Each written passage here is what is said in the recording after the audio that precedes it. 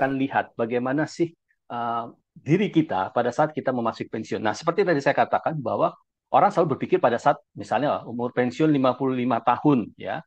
55 tahun ya berarti atau satu organisasi. Jadi pengertian pensiun itu ada dua. Orang yang memang sesuai dengan aturan dari perusahaan ataupun aturan dari lembaga kerohaniannya atau yayasan kerohanian atau gereja ya. Nah, dia sesuai aturannya. Jadi kalau misalnya contoh saya bekerja di HKBP biasanya para pendeta umur 65. Tapi ada beberapa gereja teman saya yang saya ini tanya usianya masih 56 atau 57 tapi dia sudah 30 tahun, mungkin 35 tahun menjadi hamba Tuhan dan itu sudah melewati. Nah, dia masuk masa pensiun. Jadi masa pensiun itu apa? Sesuai dengan aturan yang berlaku di dalam perusahaan atau organisasi kita atau di lembaga ataupun gereja kita. Nah, yang kedua bisa juga karena dia mengundurkan diri. Ya, hal lain banyak sebabnya mungkin karena sudah sakit atau dia sudah tidak bisa ini dan sebagainya. Dia mengundurkan diri. Atau dalam bahasa kita itu disebut pensiun dini. Ya, jadi dia mempensiunkan dirinya. Nah, yang ketiga, bagian yang kedua lagi bisa kita sebut karena apa? Ya mungkin karena dia dipensiunkan oleh perusahaannya, ya. Dalam konteks apa? Diberhentikan karena tadi bisa saja karena dia mendekati pensiun, tapi dia melakukan suatu pekerjaan atau melakukan suatu taruhlah pekerjaan atau apa yang tidak sesuai dengan visi misi dari atau core value dari organisasi tersebut. Nah, itu bisa dia dipensiunkan oleh si perusahaan tersebut atau lembaga yayasan tersebut. Nah, jadi ini tadi kalau kayak teman saya ada ya bahkan istri saya juga sebagai dosen, ada yang mereka umur ya aturannya umur 65 tahun, guru ya seperti itu juga ada yang umur 60 tahun. Kalau levelnya sudah profesor nanti bisa 70 tahun. Nah, Mbak Tuhan rata-rata yang saya tahu adalah 65 tahun dan sebagainya.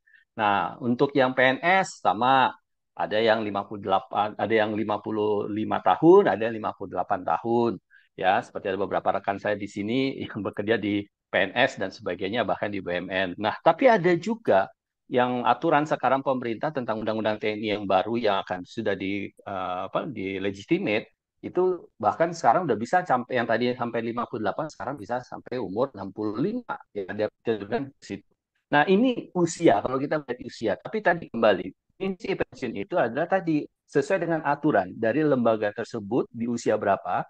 Kemudian yang kedua tadi ada orang yang mempensiunkan dirinya sendiri, ada juga yang perusahaan mempensiunkan dia karena tadi melakukan one prestasi atau apa yang tidak berkenan dengan visi misi dan core value dari perusahaan atau organisasi tersebut. Nah, kita lihat dulu. Jadi ada keterlibatan emosi pada saat orang itu dimasuki masa pensiun. Ya, contohlah saya ambil misalnya H-3. Ya, kebiasaan kami ngasih pelatihan ini biasanya H-3. Jadi 3 tahun sebelum pensiun. Kenapa? Nanti saya akan jelaskan. Itu udah minimal. Kenapa? Karena dia punya waktu. Nanti dia dalam aspek misalnya dia meningkatkan atau mempertahankan finansialnya. Salah satu bagaimana dia berinvestasi dengan melalui wirausaha. Dia nggak boleh pada saat misalnya nanti pada saat umur udah pensiun dia mengatakan saya mencoba. Enggak. Dia punya waktu untuk dia melakukan ya tadi melakukan studi banding, melakukan survei, ikut terlibat dan sebagainya. Jadi tidak bisa dia katakan saya mencoba ini. Saya mencoba ini. Kalau pada saat itu dia harus sudah punya waktu. Maka itu kami selalu selama 5 tahun terakhir bahkan kami melakukannya adalah dengan para pasangannya, suppose-nya. Jadi kenapa? Supaya komunikasi mereka itu berjalan. Ya, jadi antara suami istri juga mereka punya komunikasi berjalan di dalam melakukan pada saat mereka mempersiapkan pensiun tersebut. Dan ini sering terjadi masalah yang terjadi. Jadi kami selalu berharap kalau misalnya kami memberikan baik itu di gereja, kami bilang kan kalau bicara tentang pensiun itu harusnya suami istri ikut supaya mereka memahami sama-sama komunikasinya seperti apa. Jangan nanti contoh lah dapat uang pesangon, uang pensiunnya gitu ya. Nanti dipakai hal-hal yang tentu pasangannya tidak tahu. Bahkan itu banyak pengalaman yang kami terima. Uang pesangonnya yang harusnya dihitung secara aktuarianya dengan taraf hidup misalnya dia mengurangi 7% dengan 17 sekian misalnya dia bisa bertahan dengan hanya menggunakan deposito saja harusnya bisa bertahan misalnya 7-10 tahun itu bisa habis dalam setahun mungkin nggak sampai. Nah, itu yang sering terjadi. Karena apa tadi? Ya tadi bisa saja mereka langsung menginvest, misalnya ngambil di dalam finansial hal-hal yang tadi mereka tidak paham tapi langsung percaya pada orang dan langsung melakukan. Nah, itu nanti kita aspek finansial. Nah, tapi emosional itu ada. Makanya dikatakan pre-retirement stage. Jadi bagaimana dia mempersiapkan pada saat dia mau memasuki pensiunnya. Nah, ini perlu. Nah, ini yang kalau karena saya juga melatih para HR di suatu organisasi ataupun di lembaga Kristen, saya mengatakan kalian harus mempersiapkan mereka. Ya, jadi jangan kita, karena apa? Tugas seorang HR itu, tugas seorang HR adalah bagaimana mempersiapkan mereka pada saat kita ngerekrut sampai awal, sama juga dengan hamba Tuhan, sampai mereka keluar. Nah, itu harus ada persiapan. Nah, tapi kebanyakan yang real selama saya 10 tahun berkecimpung bicara tentang masa persiapan pensiun, rata-rata mereka kurang dipersiapkan. Nah, perlu retirement state. Kalau perusahaan nggak mempersiapkan gimana? Ya, inisiatif kita. Kita yang harus mempersiapkan karena akan berbeda.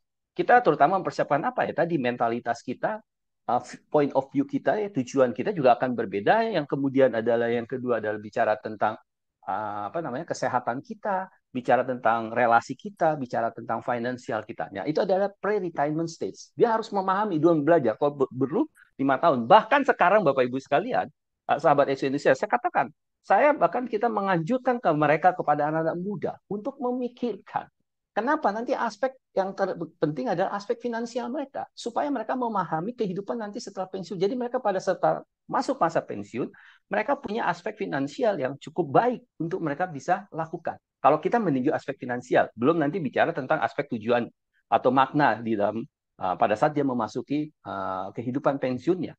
Nah, yang kedua adalah ya. Nah, ini nih honeymoon stage. Nah, honeymoon stage ini apa? Ya, mungkin orang yang sudah bekerja, aduh jam 8 sampai jam 9, bahkan mungkin Senin sampai Sabtu atau sudah melayani dan sebagainya, ya, akan merasa, wah, nanti kalau saya pensiun, saya butuh istirahat, saya bisa keliling ini, saya bisa beli ini. Nah, itu honeymoon stage. Ya, Bapak Ibu sekalian merasa, wah, yang tidak terpuaskan, yang mungkin kurang waktu pada saat kita bekerja atau aktif di dalam pelayanan, kita akan memikirkan demikian. Tapi itu juga nggak lama, Bapak Ibu. Nanti kita kaitkan juga. Kaitannya apa? Dengan tadi, kalau misalnya Bapak Ibu menerima pesangon. Mau kita pakai sejauh mana honeymoon stage-nya ini? Harus ada komunikasi dengan pasangan kita. Harus ada komunikasi dengan anak-anak kita. Apalagi kalau kita generation sandwich. Apa maksudnya generation sandwich? Bapak Ibu masih punya tanggung jawab anak, tapi juga punya tanggung jawab terhadap orang tua. Nah, itu generation sandwich yang banyak pengalaman kami itu dialami orang-orang yang memasuki masa pensiun. Kan kita tidak mungkin membiarkan orang tua kita dan kita karena kita generation sandwich ya mereka tentu kita tahu dari yang selama ini mungkin kita support, kita memberikan dan sebagainya. Itu honeymoon stage juga harus menjadi perhatian. Mungkin terasa enak. Bapak Ibu mungkin ada beberapa teman, abang yang di sini yang saya tahu, itu mungkin merasa enak 1-2 bulan. Wah, ini bisa ke sini, saya nggak ini. Tapi nanti akan bingung lagi. Apa yang terjadi kebingungannya adalah apa yang harus saya lakukan? Apa sesuatu yang bermakna yang saya. Jadi kembali orang yang pensiun ini nanti akan memikirkan ada honeymoon stage ya, tapi jangan terlalu lama terbuai. Nah, kemudian akhirnya disensement stage. Nah, ini langkah dia mulai merasa kekecewaan. Apa yang dia merasa bahwa seperti orang yang nggak berguna. Ya, kalaupun dia misalnya dia udah menetapkan tadinya mau pelayanan, tapi dia merasa kok orang nggak menghargai. Pak, tujuan saya sebenarnya bukan pelayanan. Jadi dia ada rasa ada apa ya fase emosi yang seperti kok saya dulu dihargai, sekarang kok saya menjadi orang yang nggak dihargai. Nah, ini fase yang post power syndrome-nya tinggi, Bapak Ibu sekalian. Kekecewaan. Dulu saya memimpin orang ini, saya dulu gembala, atau saya dulu melayani seperti orang banyak mendengar, tiba-tiba masa pensiun, emeritus, dan saya enggak. Nah, ini ada rasa tahap kecewa. Dia harus mengubah, reorientasi. Maksudnya apa? Mengubah kembali tujuan makna dia setelah masa pensiun, apa yang harus dia lakukan. Maka ada namanya reorientation stage. Dia meninjau kembali apa yang menjadi yang harus dia tetap memberikan makna, punya finansial yang cukup baik, yang tentu dia akan menurunkan, Bapak Ibu sekalian, menurunkan tingkat keinginannya, kebutuhannya, ya mungkin tadi ini bisa 100% dia keluar untuk hal-hal tertentu, mungkin dia harus turunkan misalnya 7%. Nanti kita akan sampai aspek finansial. Dia akan turunkan. Nah, reorientation ini juga harus dia lakukan. Dulu mungkin dia dihargai oleh orang, wah, misalnya contoh, misalnya hamba Tuhan, wah dia kalau bicara di hari itu, nah sekarang emeritus mungkin kurang orang memberikan. Nah, reorientationnya juga harus berbeda, Bapak saya lihat. Mentalitasnya harus berubah. Tujuan dan makna hidupnya juga harus berubah. Dan yang terakhir, dia akan menemukan, kalau dia sudah melakukan reorientation stage yang baik, maka dia akan mempunyai stabilitas. Ya, bagaimana dia menjalani kehidupannya sampai usia ya Tuhan berikan kepada dia. Ya, kalau kita orang Kristen meyakini bahwa 70 sampai dengan 80. Kalau saya sih meyakini kita pemasukan adalah sampai usia 80. Bagi saya adalah Tuhan tetap memberikan kita kekuatan asal kita memaintain dengan baik apa yang menjadi reorientation kita tadi. Nah, itu bagi saya. Stability stage itu. Nah, termasuk fisik. Ya, pasti orang yang kalau udah saya melihat banyak para hamba Tuhan yang umur 60 serasa kok turun staminanya, semangatnya mungkin karena udah tua. Saya bilang nanti kita akan lihat film. Umur 60 plus itu jauh sebenarnya. Itu orang lebih banyak kreatif. Karena otak kiri dan otak kanannya itu terinteraksi dengan sangat baik, beda dengan orang yang di bawah 60. Contoh yang anak muda lah, mereka lagi banyak mungkin menggunakan analytical. Analyticalnya apa? Otak lebih banyak menggunakan otak kirinya. Tapi sense emosional dan sebagainya, kreativitasnya mungkin otak kanan jarang dipakai. Nah, orang yang usia di atas 30 kata Daniel Goleman, di atas 30 sampai dengan 50 banyak menggunakan aspek kreativitas emosionalnya. Nah, tapi orang di atas 60 itu bisa menggabungkan, menginteraksi sehingga jauh lebih kreatif. Nanti kita saksikan hasil riset yang dilakukan oleh beberapa teman. Jadi apa maksudnya? Stability stage ini yang harus kita lihat sehingga kita bisa melihat orientasi kita di dalam sebagai orang yang pensiun jauh lebih bermakna seperti apa. Nah, dari sini apa bisa Bapak Ibu sekalian kita lihat? Nah, inilah menjadi problem problem yang terjadi bagi kita yang kan memasuki atau yang sudah pensiun. Seperti apa? Masalah pribadi. Ya sering sakit-sakitan, kondisi fisik nggak usah lah orang pensiun, anak muda sekarang pun banyak yang sudah sakit karena makanan hal dan sebagainya ya, post power syndrome yang tadi saya sebutkan, aktivitas berkurang. Nanti saya akan tekankan juga post power syndrome itu seperti ya, aktivitas berkurang. Ya tadi, karena dia merasa bahwa dia udah nggak bermakna, dia udah nggak punya kemampuan, fisik saya udah terbatasi, saya dana juga untuk melakukan ini. Jadi dia itu masalah yang akan muncul pekerjaan ya apalagi perubahan lingkungan baru di mana dia waktu melayani di mana mungkin dia bekerja lagi tapi sebagai konsultan atau bekerja lagi mungkin bukan sebagai pegawai tetap tapi sebagai pegawai kontrak kemudian bagaimana pengelolaan laporan laporan keuangannya seperti apa keluarga ya ini banyak yang terjadi kalau sharing bapak-bapak yang sudah pensiun sepertinya anaknya tidak menghargai selama ini didengerin kalau dia ya ini post power syndrome lagi ya kalau dia menyuruh orang bisa cepat, ini ternyata anaknya juga tidak, keluarga juga, ya masa depan anak ya. Apalagi misalnya tadi sandwich generation, itu masalah yang sangat besar, Bapak Ibu. Itu nggak itu yang sesuatu yang kita akan hadapi,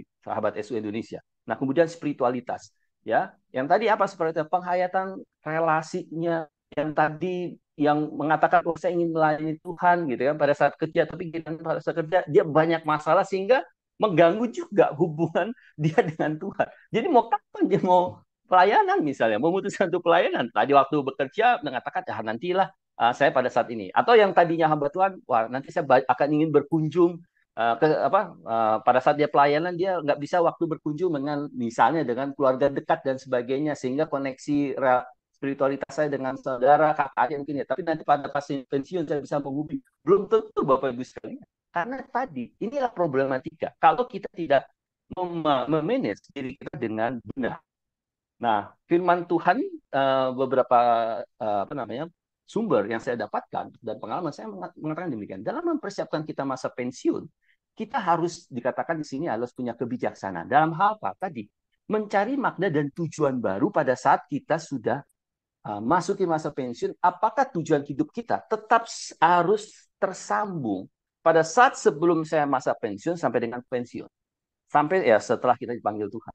Itu harusnya sudah menjadi satu kesatuan. Jadi tidak hanya pada saat pensiun saya mau ngapain, enggak. Makanya saya selalu karena anak muda katakan kalian itu harus punya gambaran tujuan hidup kalian. Pada saat kalian bekerja, kemudian masa persiapan pensiun, kemudian pensiun, sampai kalian dipanggil Tuhan, itu ada satu kesatuan yang harus kalian lihat. Bukan hanya dibatasi oleh sekarang saya bukan pensiun, sekarang saya masih kerja, nanti saya pasang pensiun, kemudian ini. Nah, saya menemukan waktu saya, ya terus terang Bapak Ibu sekalian, secara organisasi saya bekerja itu umur 28, umur 29, saya pensiun dini. Ya, kemudian saya membuka usaha, ya punya usaha sendiri, bekerja sama dengan ini sampai sekarang. Jadi sampai dalam pelayanan juga sejak muda saya melakukan seperti itu. Tapi bagi saya harus menghubungkan apa sih makna, tujuan yang Tuhan ingin pakai dan segala potensi ataupun talenta yang Tuhan berikan. Jadi saya harus jadi tidak pernah berkurang. Makanya saya sangat tertarik kalau Bapak Ibu sekalian membaca kitab Yosua bicara tentang Kaleb ya. Kita tahu. Maka waktu Yosua men-challenge bangsa Israel, Kaleb untuk dia mengatakan, mana gunung yang akan saya harus taklukkan daerah.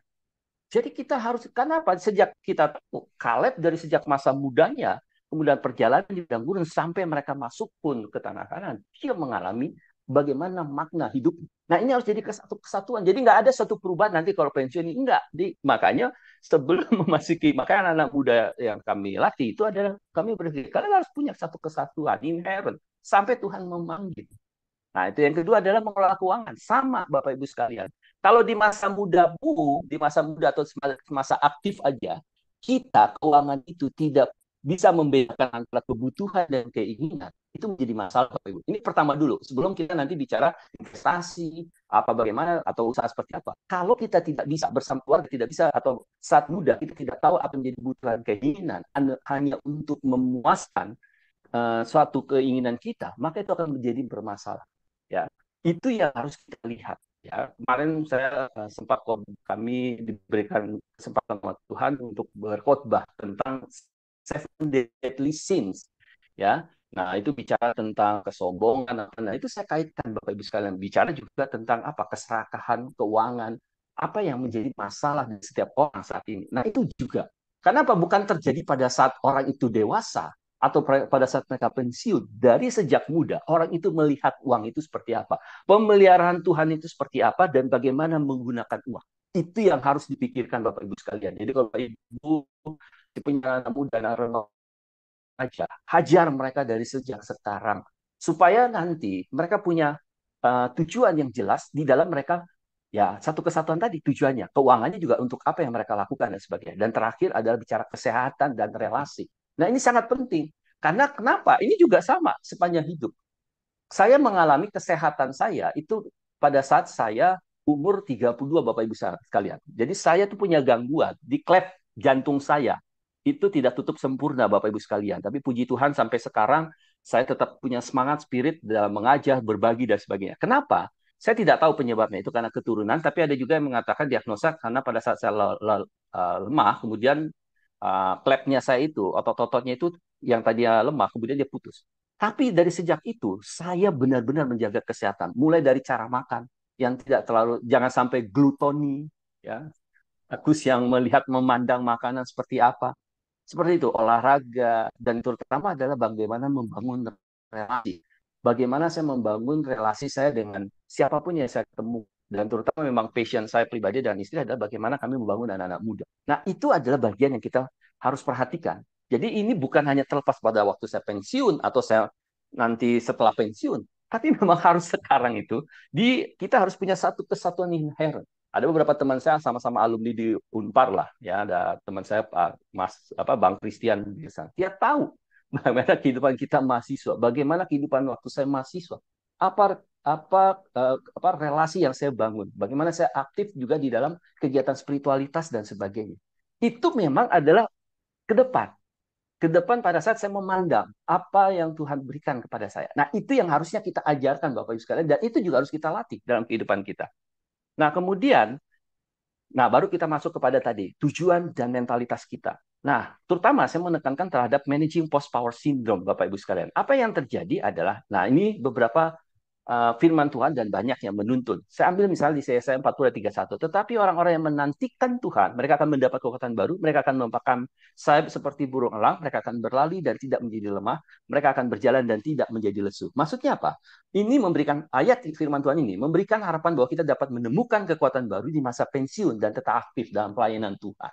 Tapi bagi saya, itu harusnya dilatih dari sejak dia muda. Saya tidak bisa mengatakan nanti, ini kan yang banyak, nanti waktu saya pensiun, baru saya melayani Tuhan. Bapak yakin, Bapak Ibu sekalian, pengalaman saya ketemu dengan beberapa orang yang pernah menyatakan, itu tidak pernah terjadi, Bapak Ibu sekalian. Karena apa? Mentalitas, saya belajar dari seorang hambanya, Pak Pendeta Yakub.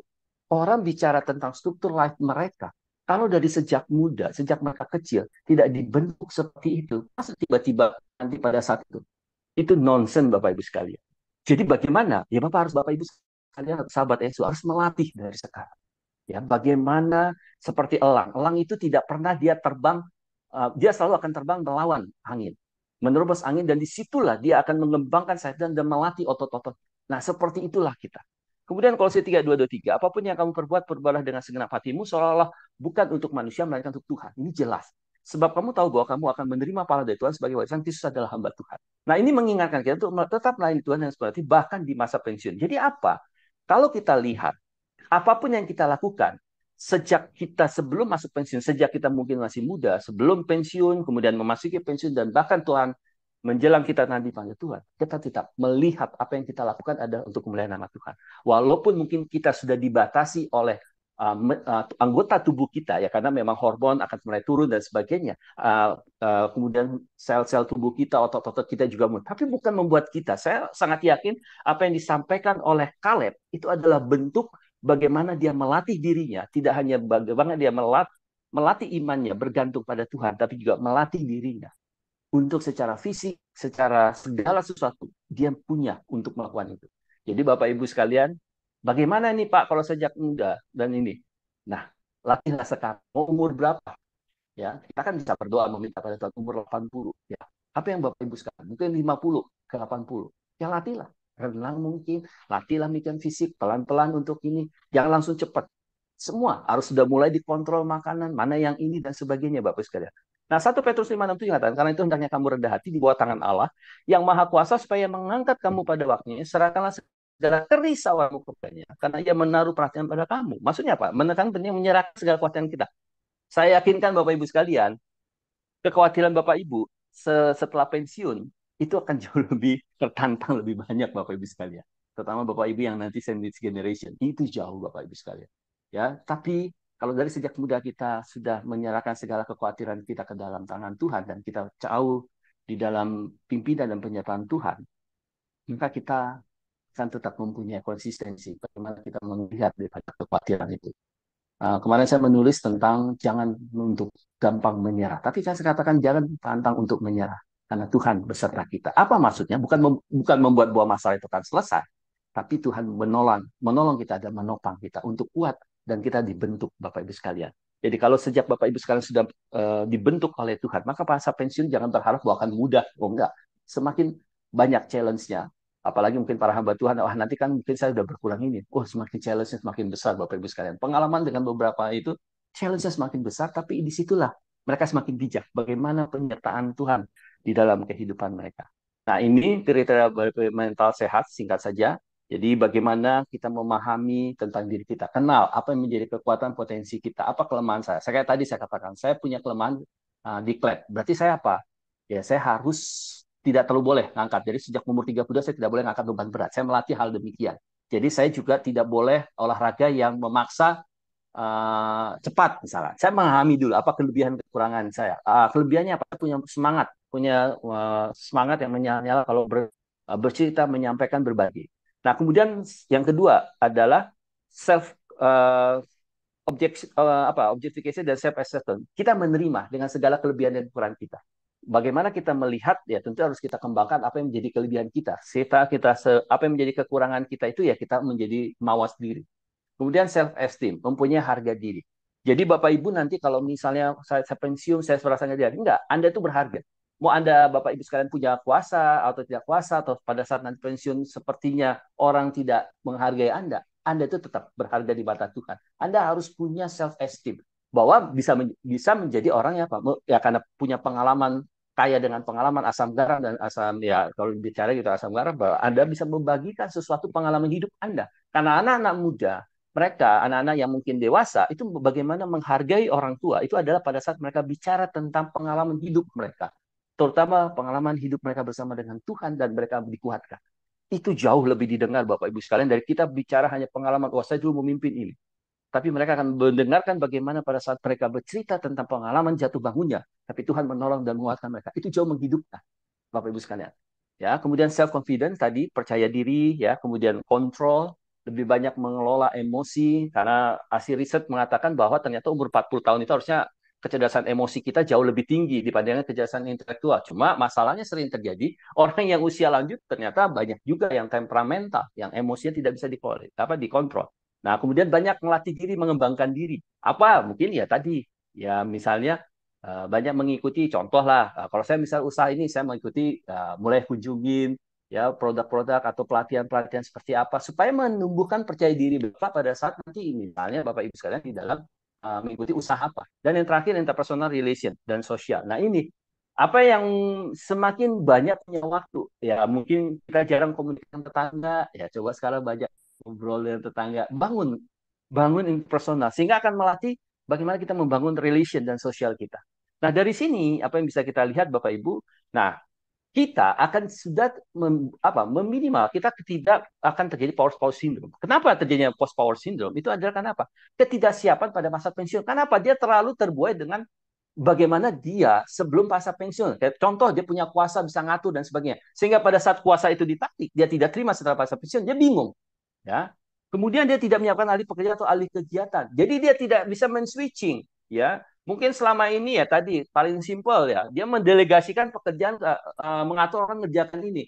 Tapi dia tidak mendelegasikan. Beda ya. Ngasih pekerjaan dengan mendelegasikan beda. Jadi dia hanya ngasih direct ya, kerja kamu ini, tapi tidak ada suatu pendelegasian tanggung jawab untuk melatih orang ini. Nah, pada saat nanti pensiun, Anda Bapak Ibu sekalian akan seperti itu. Padahal pada masa pensiun Anda terbatas tadi. Ada sedikit keterbatasan terhadap fisik. Kita pasti harus mempercayakan pada orang lain, maka kita akan mulai mendelegasikan. Bagaimana pendelegasian? Ya kita coach mereka, kita latih mereka, kita mentoring mereka. Itu bisa kita lakukan, maka kita melatih itu pada saat kita mulai pada saat sebelum kita pensiun, dia pekerjaan kita. Kemudian terlalu fokus pada pekerjaan tuntutan sosial. Nah ini ya tadi apa kata orang itu menjadi perhatian mereka selama ini. Jadi kita tidak bisa lagi berpikir apa kata orang Bapak Ibu sekalian, tapi apa yang saya berikan dampak kepada orang lain. Itu kemudian ketidaksiapan ditinggal pasangan. Nah ini paling ini ya paling ya, siapa sih yang enggak ini ya. Tapi ya tak kembali lah. Siapapun pasangan yang Tuhan berikan, tetap Tuhan kalaupun Tuhan memanggil, tetap Tuhan toh pelihara. Itu kan janji Tuhan kepada kita.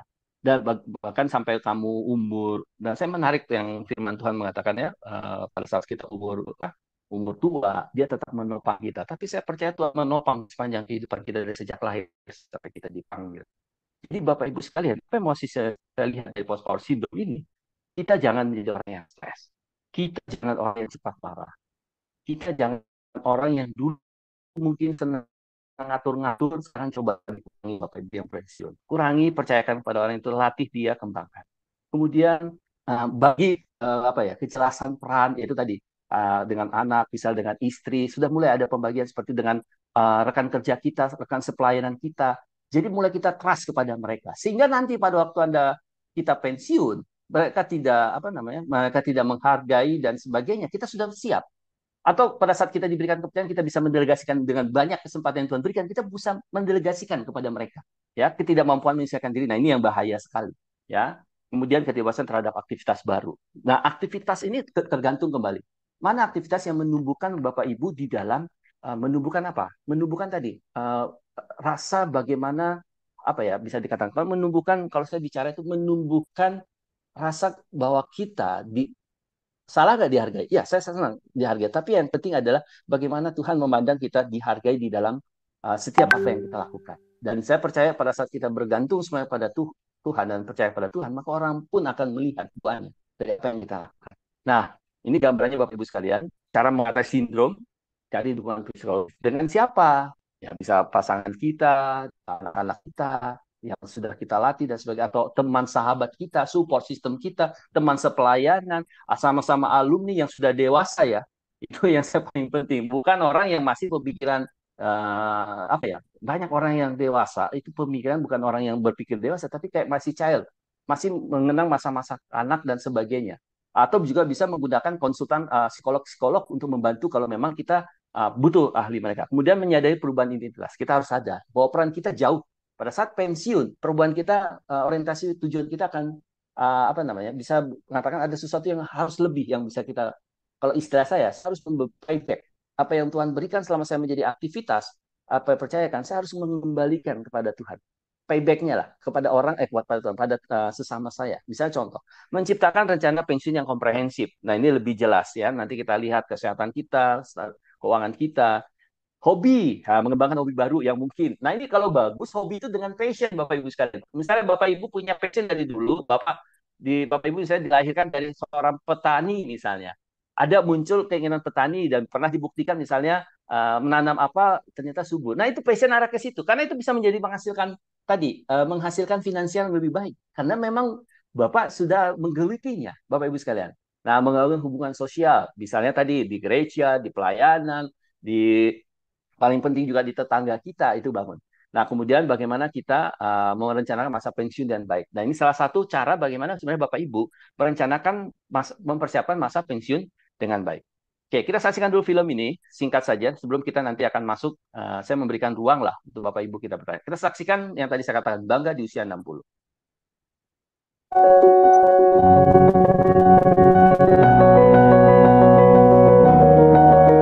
Bangga di usia 60 plus.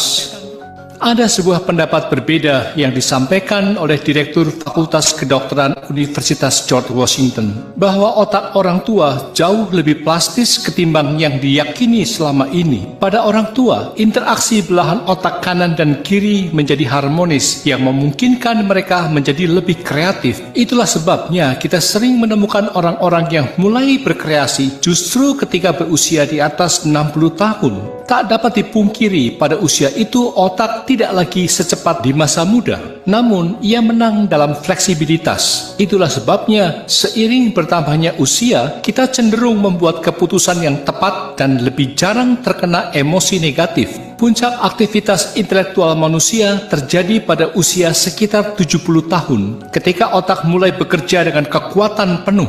Seiring waktu, terjadi peningkatan jumlah mielin di otak. Mielin adalah zat yang mengelilingi akson, di mana akson diibaratkan sebagai kabel pada sistem syaraf, dan mielin adalah pembungkus kabelnya. Mielin berperan penting untuk fungsi motorik, sensorik, serta kognisi, dan puncak produksi aktif zat ini jatuh pada usia 60 hingga 80 tahun. Dengan meningkatnya mielin, maka kemampuan intelektual pun meningkat 300% dibandingkan rata-rata. Ada satu fakta yang sangat menarik, yaitu setelah usia 60 tahun, seseorang dapat menggunakan dua belahan otak secara bersamaan. Ini memungkinkan Anda untuk memecahkan masalah yang jauh lebih kompleks. Profesor Monchi Auri dari Universitas Calgary percaya bahwa otak orang lanjut usia memilih jalur yang paling tidak membutuhkan energi, memotong yang tidak perlu, dan hanya menyisakan pilihan yang tepat untuk memecahkan masalah. Sebuah penelitian dilakukan dengan menyertakan kelompok usia yang berbeda. Orang-orang muda banyak yang bingung ketika lulus ujian, sementara mereka yang berusia di atas 60 tahun membuat keputusan yang tepat dan bijaksana. Sekarang, mari kita lihat ciri-ciri otak pada usia 60 hingga 80 tahun. Mereka benar-benar cerah. Fitur otak orang lansia. Pertama, neuron otak tidak mati, namun koneksi di antara mereka akan hilang jika seseorang tidak terlibat dalam aktivitas mental. Kedua, kelelahan dan kelupaan muncul karena informasi yang meluap-luap. Karena itu, Anda tidak perlu memfokuskan seluruh hidup Anda pada hal-hal sepele yang tidak perlu. Ketiga, start pada usia 60 tahun, seseorang mulai menggunakan kedua belahan otaknya secara bersama-sama dalam mengambil keputusan. Hal ini berbeda dengan anak muda yang hanya menggunakan satu belahan otaknya.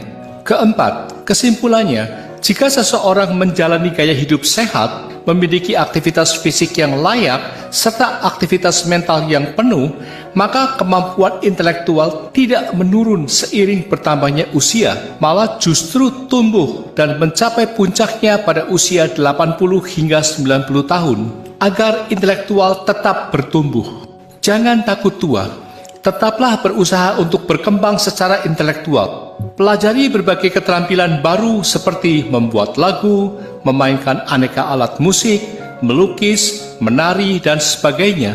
Kembangkan ketertarikan pada kehidupan dan amati semua yang ada di sekeliling Anda. Jangan mengunci diri sendiri, seringlah bertemu dan berkomunikasi dengan teman. Membuat rencana untuk masa depan, bepergian ke tempat-tempat yang indah, menarik, atau Anda minati. Jangan lupa pergi ke toko, ke kafe, atau menikmati konser. Hiduplah dengan pemikiran semua. Oke, Bapak Ibu sekalian, ya itu tadi gambaran ya. Ternyata usia 60 tahun itu membuat orang tuh di dalam pengambilan keputusan itu menjadi jauh lebih bijak. Jadi saya meyakini, jadi pada saat kita memasuki pensiun itu, maka semakin membuat orang itu harusnya semakin bijak dan dia menemukan dalam konteks apa sesuatu yang lebih bermakna dia berikan di dalam pada orang lain. Nah itu bagi saya sangat penting Bapak Ibu sekalian. Jadi pada saat kita yang apa yang kita latih dari sejak muda, kemudian pada saat dewasa dan kemudian masa pensiun itu akan berlanjut. Dan itu saya merasa yakin ada sesuatu incremental, ada suatu kenaikan yang Tuhan percayakan kepada kita untuk pertanggungjawabannya yang jauh lebih besar. Oke, saya mungkin buka 2 atau 3 pertanyaan sebelum kita masuk bagian segmen yang kedua bicara tentang financial dan kesehatan dan relasi. Mungkin ada Bapak Ibu yang mau bertanya, 2 atau 3 orang, persilahkan.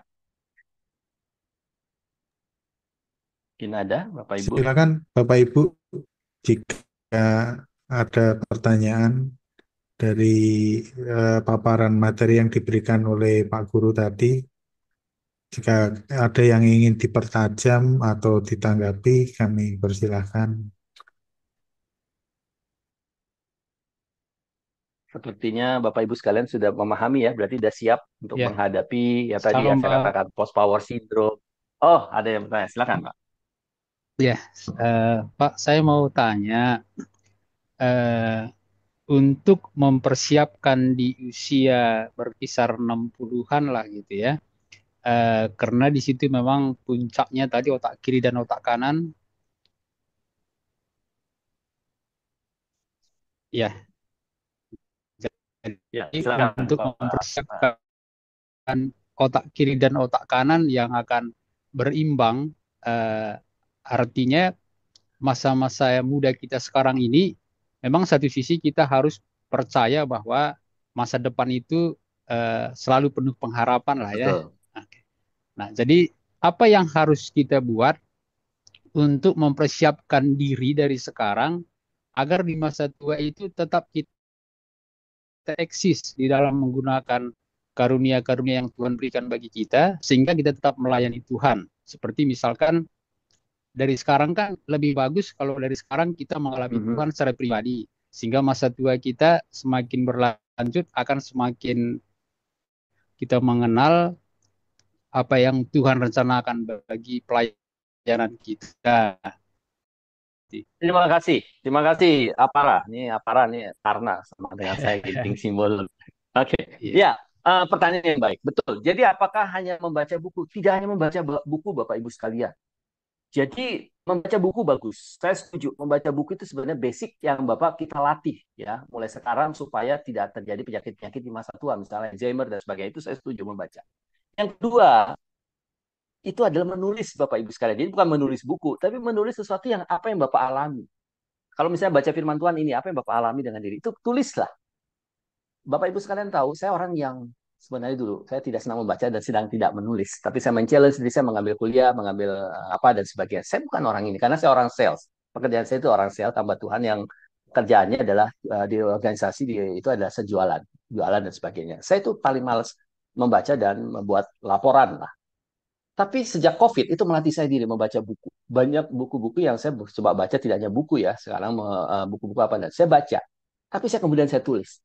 Waktu pandemi, saya menulis di salah satu platform itu di akun LinkedIn. Saya makanya Bapak Ibu nanti bisa minta akun LinkedIn saya. Itu ada. Dan itu menjadi menghasilkan buku Bapak Ibu sekalian. Selama dari tahun 2020 sampai dengan 2023, saya menulis dan itu bisa menghasilkan 8 buku, baik itu secara bersama dengan orang maupun secara pribadi. Maksudnya itu semacam apa ya, bunga rampai lah gitu ya. Saya menulis apa saja yang saya punya passion di situ. Ya, padahal enggak, tapi saya membaca. Itu menulis, itu melatih Bapak Ibu sekalian. Ya. Kemudian yang ketiga, ini paling simpel. Ini paling simpel. Bapak kalau mau percaya diri ngobrol dengan orang, misalnya, Bapak usahakan Bapak Ibu sekalian, kalau bicara dengan orang, banyak memakai kata-kata yang membangun positif. Saya setuju firman Tuhan. Jadi bagaimana kita berbicara dengan orang? Nggak usah berpikir, misalnya gini, saya menjudge orang ini, dia orangnya pemalas. Saya tidak akan mengubah. Bahasanya adalah, kamu bisa lebih baik kalau kamu melakukan ini. Jadi saya menciptakan, itu nggak gampang loh Bapak Ibu sekalian. Membuat sesuatu, saya buku-buku saya gitu, menarasikan bahwa saya mengatakan bahwa orang ini gini. Tapi saya menarasikan, saya di dalam pembicaraan saya berusaha supaya saya tidak menjudge orang itu dan melemahkan orang itu. Jadi saya membangun kata-kata yang membangun dan positif. Itu akan melatih Bapak akan tadi. Kalau orang yang sudah melatih demikian, maka dia akan punya apa ya, positifme, bukan hanya bicara positif, takutnya nanti saya dikatakan ini ya. Membangun diri kita untuk berpikir penuh pengharapan. Karena dengan melatih hal-hal yang baik, membangun itu. Saya senang apa yang dikatakan Dr. Archie Bahar dalam Habits of Mind. Dia katakan gini, otak manusia kalau dilatih hal-hal demikian, sesuatu yang ditempa watak kita dan sebagian membangun sesuatu hal yang positif, maka kita akan membuat apa? Watak kita pun akan menjadi hal yang lebih baik. Nah, itu tiga hal itu, Bapak Ibu latih. Jadi pertama ketemu orang, coba bangun narasi yang positif, menegur orang, apakah harus menghakimi atau ini, coba kata-kata yang membangun bagi orang itu. Ya kadang boleh nggak kalau keras, ya kalau memang merasa orang ini, tapi jangan sampai apa ya meruntuhkan itu. Kita melatih diri kita. Terus yang kedua tadi membaca, saya setuju, kemudian menulis. Nah, kalau Bapak Ibu latih, maka kemampuan kita, personal kita kayak tadi, nanti kita masuk ke apa, kesehatan dan relasi, itu akan jauh lebih baik dan otak kita juga terlatih hal demikian. Nah, itu jawaban saya Bapak Ibu sekalian, dan itu sampai sekarang saya lagi melatih hal demikian. Walaupun mungkin saya telat waktu menulis. Ya, menulis saya tidak terlalu suka waktu itu, tapi sekarang dari sejak tahun 2020 sampai sekarang, Bapak Ibu yang terkoneksi dengan saya di akun LinkedIn, saya minimum sehari 2 kali. Jadi kadang teman nanya, kok nggak hari ini nggak nulis? Nah, kayak gitu. Kok nggak ini? Jadi saya menulis apa saja yang saya baca, saya tulis. Kalau misalnya tema, walaupun ada jualannya misalnya, oh besok pelatihan ethical dan servant leadership, tapi saya akan tulis tentang ethical servant leadership, saya akan baca dulu, saya tulis. Nah, contoh seperti itu dengan tadi kata-kata yang membangun. Lebih ke arah demikian. Mudah-mudahan bisa menjawab apa Gendrik. Thank you pertanyaannya. Oke, makasih Pak. Tuhan berkati. Terima kasih. Ada lagi yang lain? Satu mungkin? Adakah lagi? Ya mungkin satu masih ada kesempatan. Misalnya, yang mau ditanyakan tentang bagaimana menghadapi post-power syndrome. Saya termasuk yang mengalami ya. Ayah saya, ya mungkin saya karena saya termasuk anak yang selalu mengajak berdebat. Jadi kadang-kala ayah saya pikir kok nggak bisa diatur. Ya saya memahami setelah belajar masalah persiapan pensiun ini, oh ternyata ayah saya juga ada suatu keinginan, ada yang mungkin beliau nggak siap, dan saya juga memicu dan sebagainya. Sehingga kadang-kala post-power syndrome. Dan itu, Bapak Ibu sekalian, saya kasih tahu Bapak Ibu sekalian, itu akan terjadi Bapak. Bukan karena Bapak Ibu punya kekuasaan, enggak. Itu akan terjadi hal itu karena memang karena sesuai dengan hormon kita. Semakin tua kan karena kita diperhatikan sehingga ini. Ya, itu naturnya. Tapi sekarang coba ubah, melatih diri kita. Melatih diri kita bagaimana kita bukan jadi istilahnya kok orang itu nggak menghargai, tapi kita berpikir apa yang harus saya bantu, apa yang saya ini. Ya kayak tadi otak tadi itu, sehingga kita dalam pengambilan keputusan itu menjadi lebih lebih baik, lebih bijak. Ya, orang yang di atas umur 60 maka dikatakan dia jauh lebih punya cerdas secara emosi dan punya lebih bijak di dalam pengambilan keputusan. Oke, ada lagi yang lain? Satu pertanyaan Bapak mungkin? Pak Simbolon, ini kalau pertanyaannya mau dibagi segmentasi Silakan. juga. Ada nanti yang kedua. Mau tanya tentang apa, Bu Teresia? Boleh. Halo? Kaitannya ke finance sih Pak Simbolon. Oh, nanti ada materi ini. Oke, saya lanjutkan aja berarti ya. Nanti boleh Bu Teresia, nanti kita ini ya kaitan dengan finance. Oke, saya lanjutkan dulu deh. Ya. Lanjut aja Pak Guru. Oke, terima kasih Pak Mas Petra. Oke, saya lanjutkan dulu. Bicara tentang finansial ya, bicara tentang sebentar. Oh, aspek keuangan. Nah, ini aspek keuangan. Saya tadi udah tekankan Bapak. Si ada Saya tekankan ya, aspek keuangan ini ada beberapa firman Tuhan ya. Walaupun aku berjalan dalam lembah kegelapan, aku tidak takut bahaya, sebab Engkau menyertai ada menolongku. Ini jelas sekali lah, Mazmur 23. Ini juga bahwa kita mempercayakan masa depan kita kepada Tuhan. Ini aspek yang sangat penting ya Bapak Ibu sekalian. Bicara ya, karena kekhawatiran manusia, di Alkitab juga bicara tentang mamon, misalnya dan sebagainya ya. Kemudian janganlah engkau mengabaikan apa yang telah engkau peroleh, tetapi berikan perhatian sungguh-sungguh kepadanya. Ya, ini bicara bijaksana dengan mengelola apa yang Tuhan percayakan kepada kita. Dan termasuk tujuannya buat apa.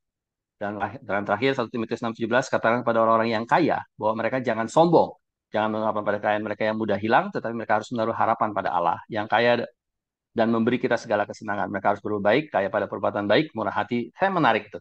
Walaupun dikatakan kaya, kita kaya itu buat apa? Kaya untuk berbuat baik, ya, murah hati, dermawan, dan demikian mereka akan mengumpulkan harta sebagian dasar untuk masa depan supaya mereka dapat menangkap hidup yang sesungguhnya.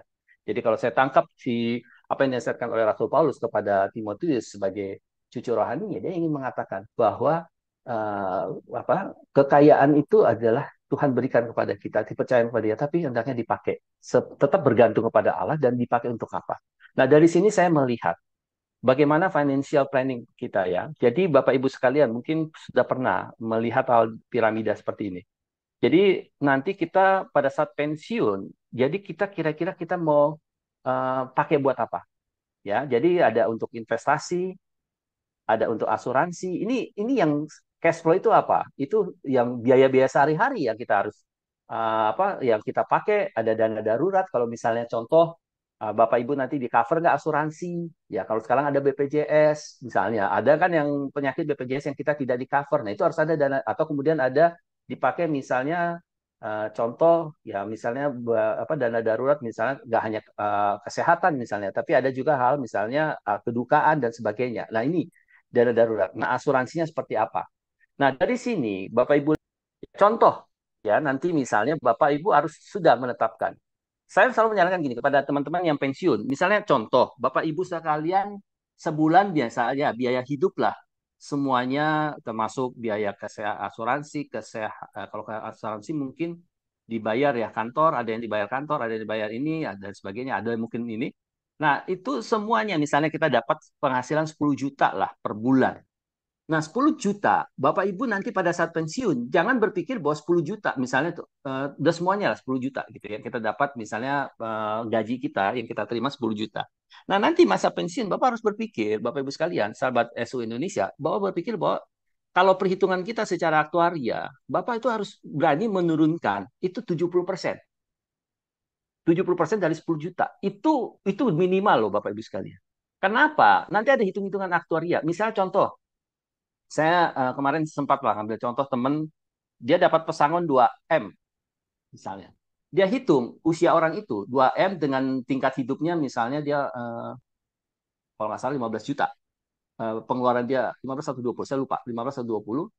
Nah, itu ternyata dia dapat pesangon dari semuanya, pesangon, kemudian dari jam sostek, kemudian dari perusahaan, itu kan kita ada hitungannya misalnya. Dia itu bisa bertahan Bapak Ibu. Ini clear. Kalau dia hanya mengikuti dengan gaya hidupnya sebelum pensiun 15 tahun 15 juta setiap bulan. Dia apa yang terjadi dengan uang 2M itu secara aktual? Itu hanya bertahan nggak lama Bapak Ibu sekarang, 5 sampai 7 tahun. Tapi kalau dia menurunkan 30% jadi 70%, itu masih bisa bertahan sampai 12-13 tahun. Itu seingat saya, teman saya ngitung, ada perhitungan aktuarianya, ya. Nah, itu contoh paling simpel. Apa yang dia kurangi itu keinginannya. Jadi dia lebih banyak kebutuhannya. Nah, contoh, misalnya Bapak Ibu sekarang nanti pensiun. Bapak misalnya, oke, saya kebutuhan saya sekian. Misalnya nanti pensiun saya menetapkan uang saya misalnya contoh diturunkan lah. Yang tadinya 15 juta per bulan atau 10 juta per bulan, turunkan 30%, jadi 70 juta. Sorry, 7 juta. Nah, 30% untuk kebutuhan, 30% keinginan, masa depan 20% tetap ada proteksi. Nah, itu yang Bapak terapkan mulai dari sekarang supaya nanti ke depan Bapak Ibu atau sahabat SU Indonesia bisa menjalankan kebutuhannya misalnya apa bayar makan tempat tinggal KPR dan ya kemudian 30% apa keinginan cicilan KKB kerjasama dan sebagainya apalagi 20% itu masa depan tabungan investasi. Nah ini nanti kita jelaskan walaupun mungkin tabungan seperti apa investasi seperti apa. Nah ini saya kan anak muda saya bilang kalian harus berani sekarang terima penghasilan harus mulai berinvestasi. Investasi mungkin kalau sekarang lagi getol anak muda saham misalnya. Ada investasi misalnya pendapatan tetap seperti apa, tabungan, deposito dan sebagainya. Nah, ini ada Bang Firman di sini orang orang keuangan juga. Ada ya deposito. Jadi ada tabungan investasi misalnya ke misalnya apa yang high tapi ingat high risk dan high return. Jadi kalau kita berani ambil risiko juga ini dapat ya. Ada juga yang misalnya investasi nanti ke emas misalnya. Sekarang sudah hampir 1,9 logam mulia Bapak Ibu 1 gram. Minggu yang lalu masih ini ada pengamat-pengamat di sini sekarang bisa naik melonjak hampir 200.000 per gram 200 per 3 dibandingkan 2 minggu yang lalu. Nah ini ada beberapa prediksi ya mudah-mudahan tidak terjadi. Nah contoh seperti itu atau dia berinvestasi dalam bentuk usaha. Nah itu juga bisa dia lakukan sesuai dengan passionnya. Nah itu makanya saya katakan dari sejak muda dia harus melakukan. Kalau Bapak sekarang, saya udah nggak memikirkan gimana. Ya itu tadi, kalau sudah pensiun, nggak memikirkan. Ya mana yang Bapak merasa nyaman. Jadi jangan coba-coba. Nah itu kalau kita misalnya masa depan, ya 20%. Nah kemudian proteksi dan amal. Ya misalnya kalau ke Kristen itu perpuluhan. Ya ada apa namanya bentuk asuransi. Ya mungkin ada kayak kami nih sekarang. Kami ada selain BPJS, saya diminta sama istri udahlah kita ambil yang apa ya, yang mungkin yang proteksinya lebih tinggi lah dan sebagainya. Maksudnya nanti ditanggung BPJS yang apa istilahnya itu ya penyakit kritis ya. dan sebagainya atau apa gitu kan. Nah, kita berani untuk setahun misalnya bayar kalau nggak salah sekitar 10 atau 12 juta. Nah, itu adalah 15% dari kita kumpulkan setahun misalnya seperti itu. Jadi itu total harus 15%. Nah, sekarang Bapak Ibu mau bermain di mana? Nah, itu yang harus dilatih sekarang. Itu perhitungan manajemennya. Nah, kemudian dari situ apalagi kita bisa lihat. Nah, misalnya contoh investasi. Mohon izin beberapa teman yang sudah belajar saham, di sini ada Bang Firman yang kemudian ikut berserta. Nah, ini misalnya pasar uang, obligasi. Kalau usianya 20-35, maka saya sarankan ke mereka, pasti yang usia 20-35 senang investasinya dalam bentuk saham, tapi tahu high risk high return. Yang mana? Ya LQ yang termasuk di dalam LQ 45 misalnya, atau yang blue chip misalnya. Nah, itu jadi nggak bisa diambil saat ini, tapi mungkin ke depan. Nah, itu contoh. Atau obligasi pasar uang, obligasi misalnya ada yang misalnya sukuk atau ori apa yang diperlukan pemerintah. Tapi ada juga teman-teman kemarin yang mereka koperasi. Nah, koperasi tapi yang jelas ya, yang jelas dan sudah lama dan terbukti itu mungkin jauh lebih lebih apa ya, lebih dibandingkan suku bunga deposito. Kalau nggak salah ada yang sampai kalau suku bunga deposito kan sekarang rata-rata berapa ya, 3-5%. Nah, itu bisa 2 kali lipat. Contoh seperti itu. Ya, kemudian ada juga usia consolidation stage. Nah, kalau Bapak lihat itu masih saham. Nah, Bapak Ibu sekalian yang masih masuk persiapan pensiun, saham tuh masih tetap di mana? Pasar uang, obligasi 30%. Nah, tapi udah spending stage 50-65, udah lebih apa? Yang nyaman obligasi.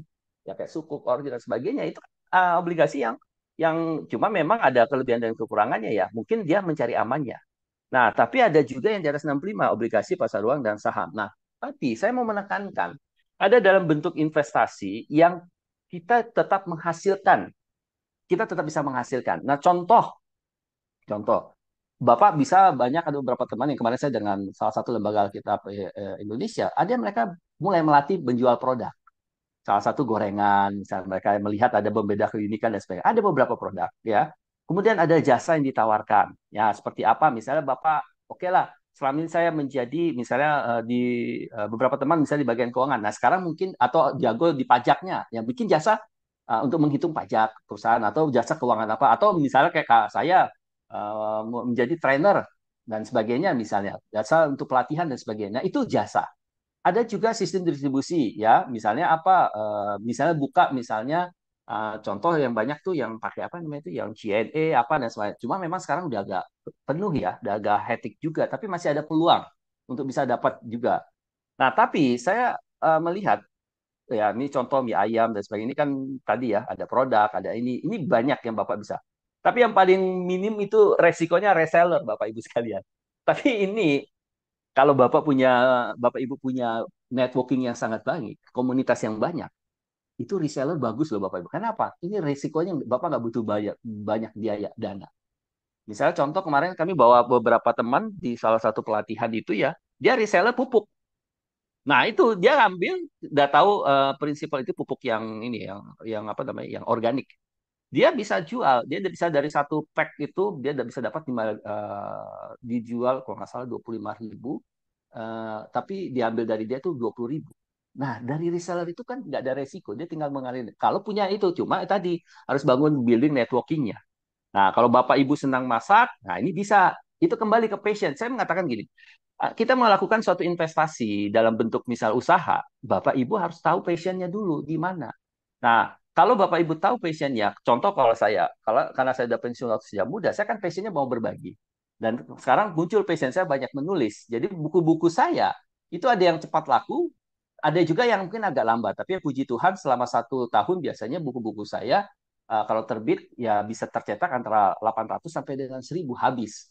Nah, itu kan bisa. Jadi kalau setahun ada 2 buku saya terbitkan, ya itu bisa membantu. Bahkan saya yang bagian distribusi, saya cut tuh penerbit. Jadi saya udah tahu supaya harga saya bisa bersaing dan sebagainya. Karena saya bisa membangun networking saya dengan di media sosial dan sebagainya. Nah, itu contoh Bapak Ibu sekalian. Supaya passionnya. Jadi dengan passion saya senang berbagi, saya jadi konsultan. Nah, apa passion? Dimulai dari passion Bapak Ibu. Jadi nggak bisa. Nah, kemudian dari passion apa? Dilatih. Saya waktu menjadi konsultan itu saya ikut Bapak Ibu. Saya ikut latihan dan sebagainya. Saya ambil ini dan sebagainya. Sehingga saya bisa memantapkan diri. Nah, Bapak Ibu apa? Passionnya. Jadi mulai harus dilatih dari sekarang. Jangan nanti pada saat masa pensiun tiba-tiba langsung ini, wah, saya mau coba ini. Enggak. Apalagi contoh Bapak investasi di satu usaha gitu loh. Kan ada kayak gitu pembibitan apa dan sebagainya gitu. Bapak harus datang, Bapak Ibu harus datangin tempatnya. Itu saya yakinkan Bapak nanti kalau masuk pensiun, saya selalu mengingatkan teman-teman yang masuk pensiun, itu ibarat seperti gula itu kalau banyak didatangin semut. Bapak orang yang nggak kenal Bapak itu banyak yang WA. Pada saat Bapak Ibu masuk masa pensiun, itu banyak so akrab dengan kita, menawarkan ini dan sebagainya. Nah, saran saya kalau mau berinvestasi di dalam wirausaha orang, Bapak harus datang, Bapak harus minimal mengetahui dari apa produknya, kemudian sampai penjualannya, marketnya seperti apa. Sehingga Bapak tidak bisa dicurangi dan sebagainya. Dan kontraknya harus dibaca. Tapi kalau Bapak yang buka usahanya, ya tadi Bapak harus ikutlah ke apa namanya yang dilakukan oleh pemerintah dan sebagainya. Mulai dari kecil. Nah, investasinya ingat tadi manajemennya ini berapa? Ya nggak boleh lebih dari ini tadi, sorry. Ya ini apa?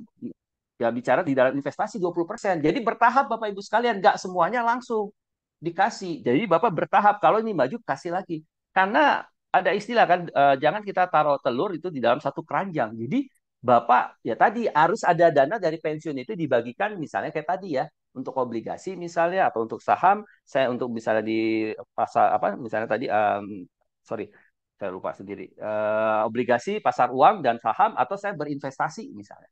Nah, itu yang Bapak Ibu bisa lakukan supaya kapitalnya kita itu bukan semakin turun. Jadi kalau Bapak hanya naruh misalnya, naruh lah hanya di obligasi yang sudah pasti gitu ya, sekian. Nah, Bapak minta tuh aktuari itu. Ada kok rumus-rumus aktuari itu nanti dihitung misalnya kayak tadi.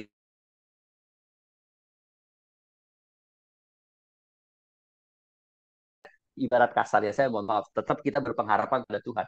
Ibaratnya ya, kalau kita mau usianya 62, kita dapat pesangon ini, kita hanya menabung di sini, ya Bapak bisa hitung aja kira-kira seberapa lama nanti. Karena kan tadi, makanya kalau kita bicara finansial, di sini adalah kita harus mencari usaha yang kapitalnya kita akan menambahkan. Bukan semakin nyusut. Nah, itu yang penting.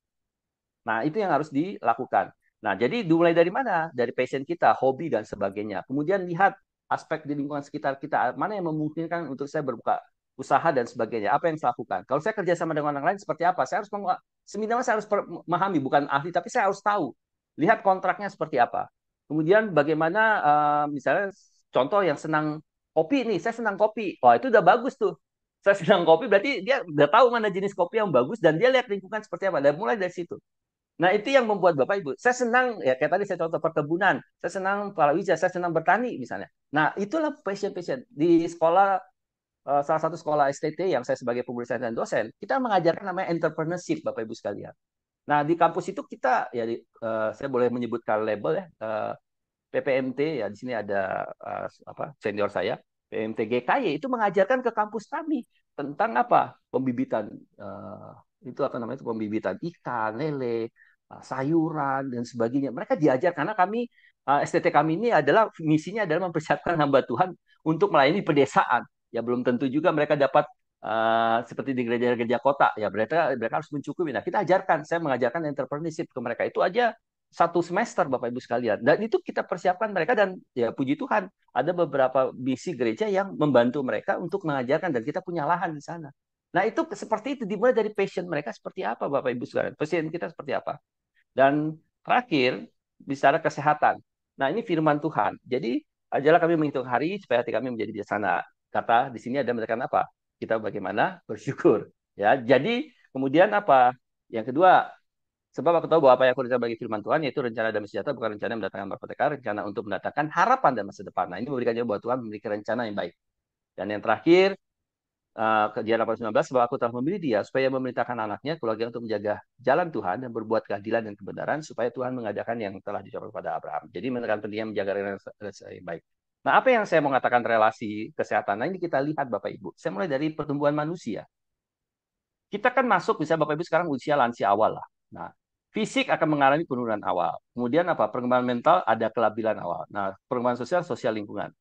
Lihat nanti pada usia Bapak ini akan mengalami apa? Kelanjutan. Ini makanya tadi saya katakan, kalau kita tidak melatih diri kita, ini akan ini. Jadi apa yang kita latih itu sebenarnya kalau dari sejak muda kita melatih. Saya menarik ada satu buku gini. Apa yang kita makan, apa yang kita kerjakan, apa yang kita investasikan saat ini, itu adalah berpengaruh 10 tahun. Sama kayak kita bicara investasi. Kesehatan demikian. Makanya waktu saya kena umur 32 tahun, Bapak Ibu sekalian, saya menjaga pola makan, kesehatan saya dan sebagainya. Karena tadi, sampai sekarang puji Tuhan saya tidak, itu kan klep harus dibikin klep inilah ya, bikin klep semacam kayak ya klep yang dari bahan apalah ya. Nah, tapi sampai sekarang saya meyakini saya tidak denyut jantung saya itu masih bisa saya atur. Bahkan saya kayak tadi ngajar sehari 2 hari, tapi saya tetap bisa mengatur dengan tahu. Jadi kalau saya udah berat lebih ini saya harus apa yang saya lakukan dan sebagainya. Nah, itu kenapa? Ya, itu saya harus latih dan itu yang kita harus latih di dalam usia kita ini. Nah, ini hasil survei mengatakan demikian. Jadi akan ada penurunan atau kelabilan di dalam ini. Nah, termasuk sosialnya kita apa? Keluarga, dan pada saat mandula kita pasti kenapa? Pasangan. Nah, ini keluarga. Contoh nanti Bapak Ibu kalau pensiun, misalnya sudah umur 60 lah, 65. Kalau di WA-WA grup itu kan kita kebanyakan pasti bicara tentang apa? Kesehatan lah. Dan kemudian kalau ya paling banyak lagi apa berita duka cita dan sebagainya. Itu yang akan sering terjadi. Sampai umur misalnya 80 dan sekarang kan semakin seperti sendiri. Nah, ini yang maksudnya adalah kita memanage diri kita di dalam kesehatan kita dan relasi kita seperti apa. Nah, ini apa sering penyakit nih? Ini hasil riset Bapak Ibu sekalian. Jadi umur-umur itu adalah umur 54 sampai 65 tahun itu adalah hipertensi dan artris itu apa? Sendi-sendi. Ya. Stroke itu umur biasanya kebanyakan umur 25 tahun ke atas. Tapi kalau di Indonesia itu sudah semakin banyak stroke-nya juga. Nah, tapi mau saya katakan apa? Kalau kita lihat dari pola makan, kesehatan, ya itu akan bergantung bagaimana apa yang kita makan itu seperti investasi, apa yang kita kesehatan, apa yang kita olahraga, apa seperti apa itu ada investasi kita. Jadi ini hati-hati. Jadi waktu kita masa-masa sekarang, mungkin Bapak Ibu pernah ya, habis bangun kok saya tiba-tiba ini. Nah, kalau orang tua hati-hati usia-usia kita, jangan langsung bangun dari tempat tidur pagi hari. Makanya kata teman saya adalah setengah menit dulu untuk berbaring, setengah menit untuk duduk, setengah menit baru berdiri. Jadi nggak bisa langsung jalan. Supaya aliran darah kita itu menjadi jauh lebih. Itu aturan 3 kali setengah menit. Jadi setengah menit dulu Bapak bangun nih, baring dulu, Bapak berbaring gini, apa namanya, berbaring ke samping. Kemudian setengah menit lagi duduk. Nah, setengah menit setelah duduk berdiri, setengah menit jangan langsung jalan, setengah menit tunggu baru Bapak jalan. Supaya aliran darah kita itu berpengaruh Bapak Ibu sekalian. Itu makanya yang sering kalau pagi hari bangun tiba-tiba dia kena stroke karena dia tiba-tiba cepat bangun. Nah, itu bahaya. Kenapa? Jantung itu kita itu dia memompa, dia masih bisa dan karena usia apa ya, mekanisme jantung juga akan semakin berkurang. Nah, itu harus diperhatikan. Nah, terakhir apa yang saya mau sampaikan adalah pola hidup sehat ya. Kita harus menjaga makan, minum dan sebagainya, istirahat cukup. Mungkin sekarang istirahat kita paling banyak adalah 6 jam mungkin ya. Semakin tua kan orang semakin sedikit istirahat apa untuk tidur. Tapi kita harus membiasakan diri mulai sekarang itu ya tidur minimum 6 jam, minum ya tergantung aktivitas dan sebagainya. Aktivitas itu ya. Nah, ini tadi saya katakan yang tadi ya. Kemudian upayakan untuk tetap bekerja, membaca tadi, menulis yang tadi tanyakan Pak Ginting tadi ya, isi TTS, ibu mertua saya suka ngisi TTS supaya ini ada yang dia kerjakan dan sebagainya. Nah, ibu-ibu jangan udah usia di atas 45 usahakan jangan terlalu banyak yang berhak karena itu akan apa ya? Menghambat aliran darah dan sebagainya sehingga itu juga sering apa ya? Tapak kaki juga berubah sama kayak bapak-bapak juga, makanya kalau saya sekarang juga pakai insole, ada sepatu kesehatan ya itu akan berpengaruh kayak gitu ya. Nah, terakhir, nah ini contoh aktivitas kita di saat hari tua ya. Spiritualitas tetap membangun, banyaklah melayanan. Hobi apa yang menjadi passion Bapak Ibu sekalian dikerjakan. Ya, pelayanan, kemudian konsultan kalau Bapak Ibu senang, ya, atau aktivitas apa yang Bapak Ibu lakukan, dan kemudian bicara tentang menebus waktu itu maksudnya gini, apa yang saya dulu nggak ketemu teman atau ini, nah itu atau saya dengan anak-anak, nah itu bisa memberikan makna yang lebih baik. Nah, traveling oke ya, tapi jangan terlalu masuk ke honeymoon. Tapi lihatlah traveling yang jangan terlalu mengganggu di dalam manajemen uang kita tadi. Atau do nothing ya, ya maksudnya apa? Ya dia hanya nggak melakukan apapun, hanya menikmati saja. Nah, itu aktivitas kita di masa tua dan itu kembali pilihan kepada Bapak Ibu sekalian, mana yang merasa Bapak Ibu bisa lakukan. Tapi bagi saya adalah tetap menyeimbangkan semuanya. Dan yang terakhir, tipsnya adalah perencanaan keuangan, buatlah anggaran yang realistis, berinvestasi dan bicara, dan jangan takut untuk meminta nasihat. Nah, itu sekarang banyak alih-alih nasihat tentang keuangan, kemudian kesehatan, jaga pola makan, olahraga yang teratur, dalam pemeriksaan kesehatan rutin, relasi, luangkan waktu untuk keluarga dan teman, ya, kemudian tujuan baru, cari hobi baru, belajar hal baru, atau kelima sukarela yang bermanfaat, dan yang terakhir, ini yang paling penting, menutup dari keempat itu adalah punya apa ya, keintiman, relasi yang lebih baik dengan Tuhan. Karena tadi di otak manusia itu sebenarnya kita menjadi jauh lebih bijak. Dalam arti apa? Saya melihat orang bijak itu hanya bisa terjadi pada saat dia punya keintiman dengan Tuhan di dalam relasinya. Saya tidak akan pernah menemukan orang yang bijak tanpa dia punya keintiman dengan relasi yang indah bersama dengan Tuhan. Demikian Bapak Ibu sekalian yang saya sampaikan. Kita masih mungkin saya berikan kesempatan kepada Mas Petra untuk menuntun kita dalam sesi tanya jawab berikutnya. Silakan Mas. Sangat mencerahkan ya Bapak Ibu, dari yang tadinya belum tergugah untuk mempersiapkan pensiun dengan materi ini, saya harap sudah kebayang besok itu pensiun mau ngapain. Dan narasumber yang hadir kali ini, Pak Evangelis Guru Simbolon, itu sebetulnya cemas akan kondisi kita semua, Bapak Ibu. Cemas kalau kita semua itu nggak memperhatikan pensiunnya. Jadi sebetulnya pelatihan ini diberikan untuk kurang lebih 3 hari, tapi karena SBSU itu waktunya terbatas, sehingga dipadatkan gitu ya. Ya, terlihat kan tadi banyak hal yang disampaikan dan itu semua sangat berharga. Oke, Bapak Ibu, ini kami persilakan kembali untuk Bapak Ibu menyampaikan pendapat, boleh berupa pertanyaan, boleh berupa tanggapan, atau masukan juga buat kami, gitu. Kami persilakan.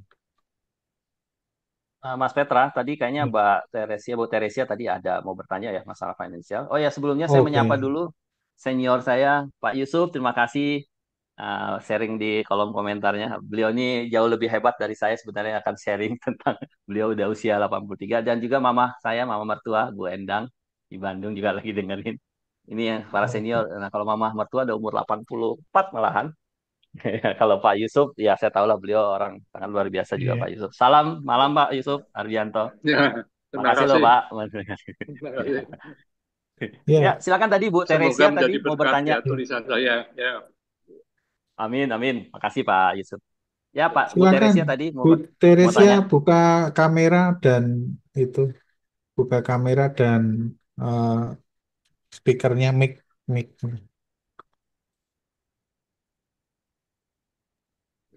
Ya, silakan Bu Teresia. Ya, Selamat malam buat semuanya. selamat malam. Pertanyaannya begini, Pak Simbolon. eh apakah ada tips dari Pak Simbolon atau mungkin yang lebih aktualnya adalah rekomendasi ya bagi kami yang akan mempersiapkan Mm-mm. pensiun? Sebetulnya saya dalam waktu 3 tahun lagi akan pensiun. Jadi ketika Mm-mm. teori dan tips yang tadi diberikan itu sebetulnya kalau kita sudah menyiapkan diri kita jauh-jauh hari. Ini kan kalau bilangannya Mm. 3 tahun lagi berarti termnya short term ya Pak ya gitu. Betul, Nah, betul Mbak. Betul. mungkin Pak Simbolon punya tips. Oke, bagi yang peminatannya menulis, saya punya asosiasi atau link yang bisa dimanfaatkan. Atau yang bagi peminatannya di kuliner, saya punya asosiasi yang bagus untuk diikut sertakan atau diikuti oleh kita gitu.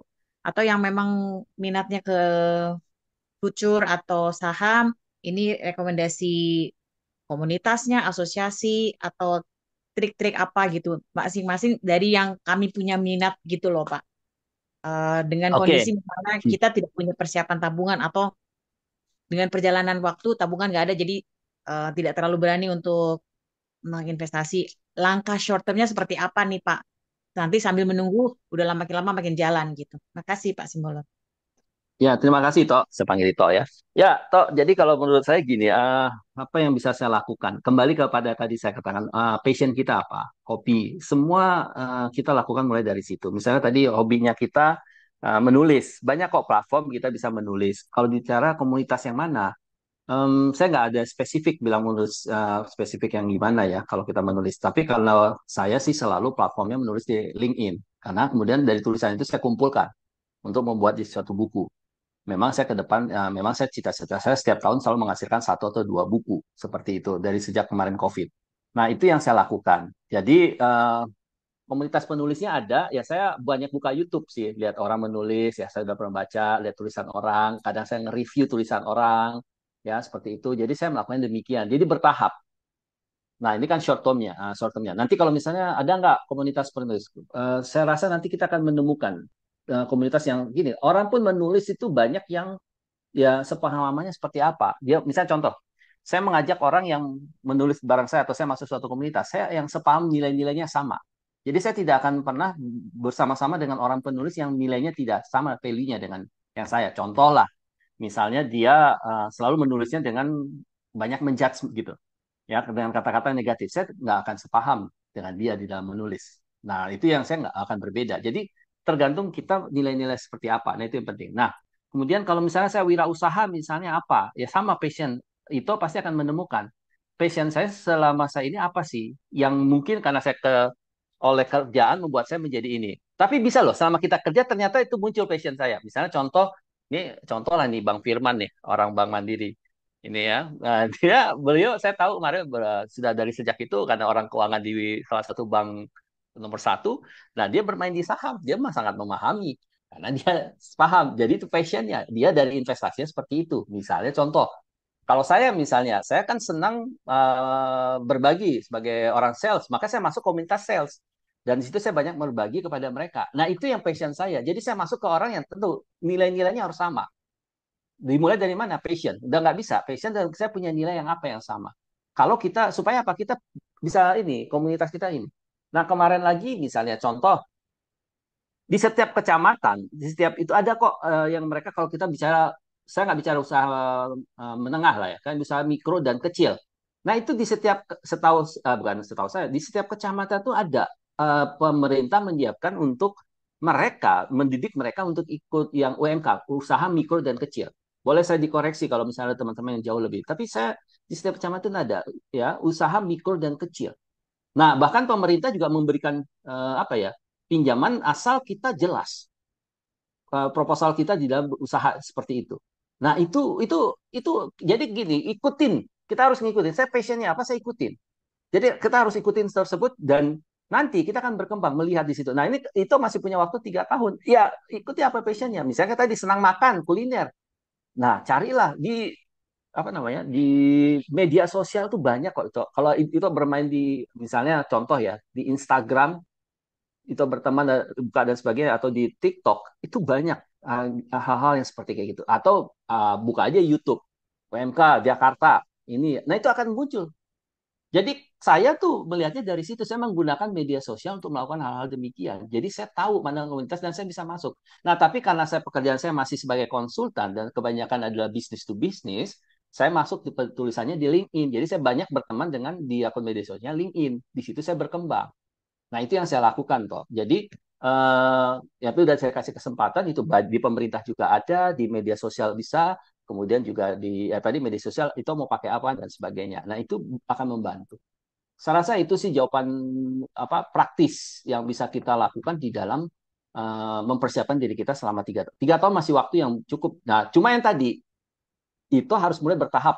Mulai misalnya contoh sudah ikut nih asosiasi ini, Anda senang nih misalnya contoh lah ya makanan misalnya jual makanan apa gitu ya sorry apa makanan apa nah itu senang nah ikutlah mereka nanti ada komunitas itu akan membantu menolong bahkan di komunitas itu akan menolong bahkan dari pemerintah ada yang melatih mereka nah itu yang nggak usah pemerintah lah kampus-kampus juga banyak yang masuk ke UMK karena bagi kampus itu adalah salah satu bentuk pengabdian masyarakat jadi banyak kampus juga terlibat kayak istri saya di Atma Jaya mereka tuh selalu masuk ke usaha mikro dan kecil untuk sebagai pengabdian. Itu contoh gambarannya. Itu Teres ya. Ya, seperti itu singkatnya. Oke, kalau gitu langkah awalku yang paling aktual aku connect sama linknya itu ada ya. Boleh, boleh. Ke ini nanti misalnya itu misalnya butuh apa passionnya nanti biar saya kasih tahu bisa masuk ke sini misalnya. Nanti kan saya search ya seperti itu. Linknya itu apa itu di link LinkedIn. nama Nama saya IG-nya. sama, Guru. Saya semua media sosial saya sama, Guru Sojon Simbolon. Baiklah. Karena personal branding harus kayak gitu. Jadi nah ini kalau teman-teman, nah ini yang paling lupa lagi. Kalau kita wirausaha, nah ini banyak pakar di sini. Personal branding harus saja punya media sosial ya. Ini tolong, harus punya media sosial. Ya, kalau kita retail jualan TikTok bagus. Ya, kalau B2B masuk ke akun LinkedIn. YouTube bagaimana? YouTube itu lebih kepada kalau Instagram apa? Nah, itu netral. Facebook kalau zaman dulu kan agak kurang, tapi sekarang saya lihat udah mulai bagus nih Facebook. Nah, Facebook bisa dipakai juga. Ya, jadi kalau mau pakai yang mana? Facebook tuh banyak. Bagus, sekarang saya lihat. Kemudian Instagram juga bagus. Kalau mau reseller, retail apa gitu di TikTok tuh banyak tuh kelihatan kok. Kita ketik apa akan muncul. Nah, kalau B2B, LinkedIn. Itu ada di B2B semua itu. Ada ada. di ada di Facebook. Oke, Ada. baik. Terima kasih. Toh. Oke, Bu Teresia, mungkin kalau ini ya, karena sebenarnya Scripture Union Indonesia itu adalah lembaga yang bergerak juga di bidang penerbitan. Jadi memang kami punya komunitas penulis. Nah, itu ada tuh Dan ya, ya. dan untuk masuk ke sana itu jalurnya lewat BGA itu.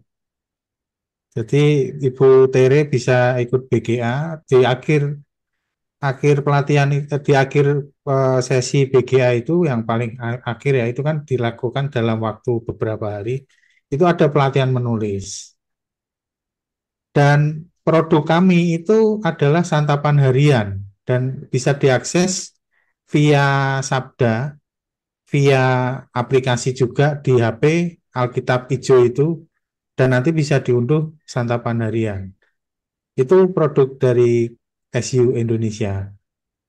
Dan rata-rata penulis yang sekarang ini ikut pelatihan BGA itu juga ikut berkontribusi menulis di santapan harian. Dan itu penulis-penulis baru. Jadi kami mempertahankan penulis lama, tetapi ada juga yang baru gitu ya. Baru dalam artian ini mengikuti prosesnya dengan benar dulu. Ada kan kami punya BGA yang menjadi mindset menulis. Mungkin di lembaga lain apa struktur penulisannya berbeda, tetapi kurang lebih sama.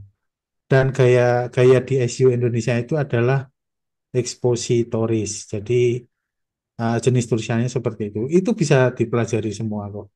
Kalau berminat nanti bisa hubungi kami juga. Oh, ya. Jadi kalau masalah spiritualitas, digest, nah BGA ini atau Scripture Union ini bisa membantu itu. Tapi kalau itu misalnya senang nulis yang kayak saya, soft skill, nah itu ada komunitasnya juga seperti itu ya. Nah itu. Sip. Ada lagi yang lain?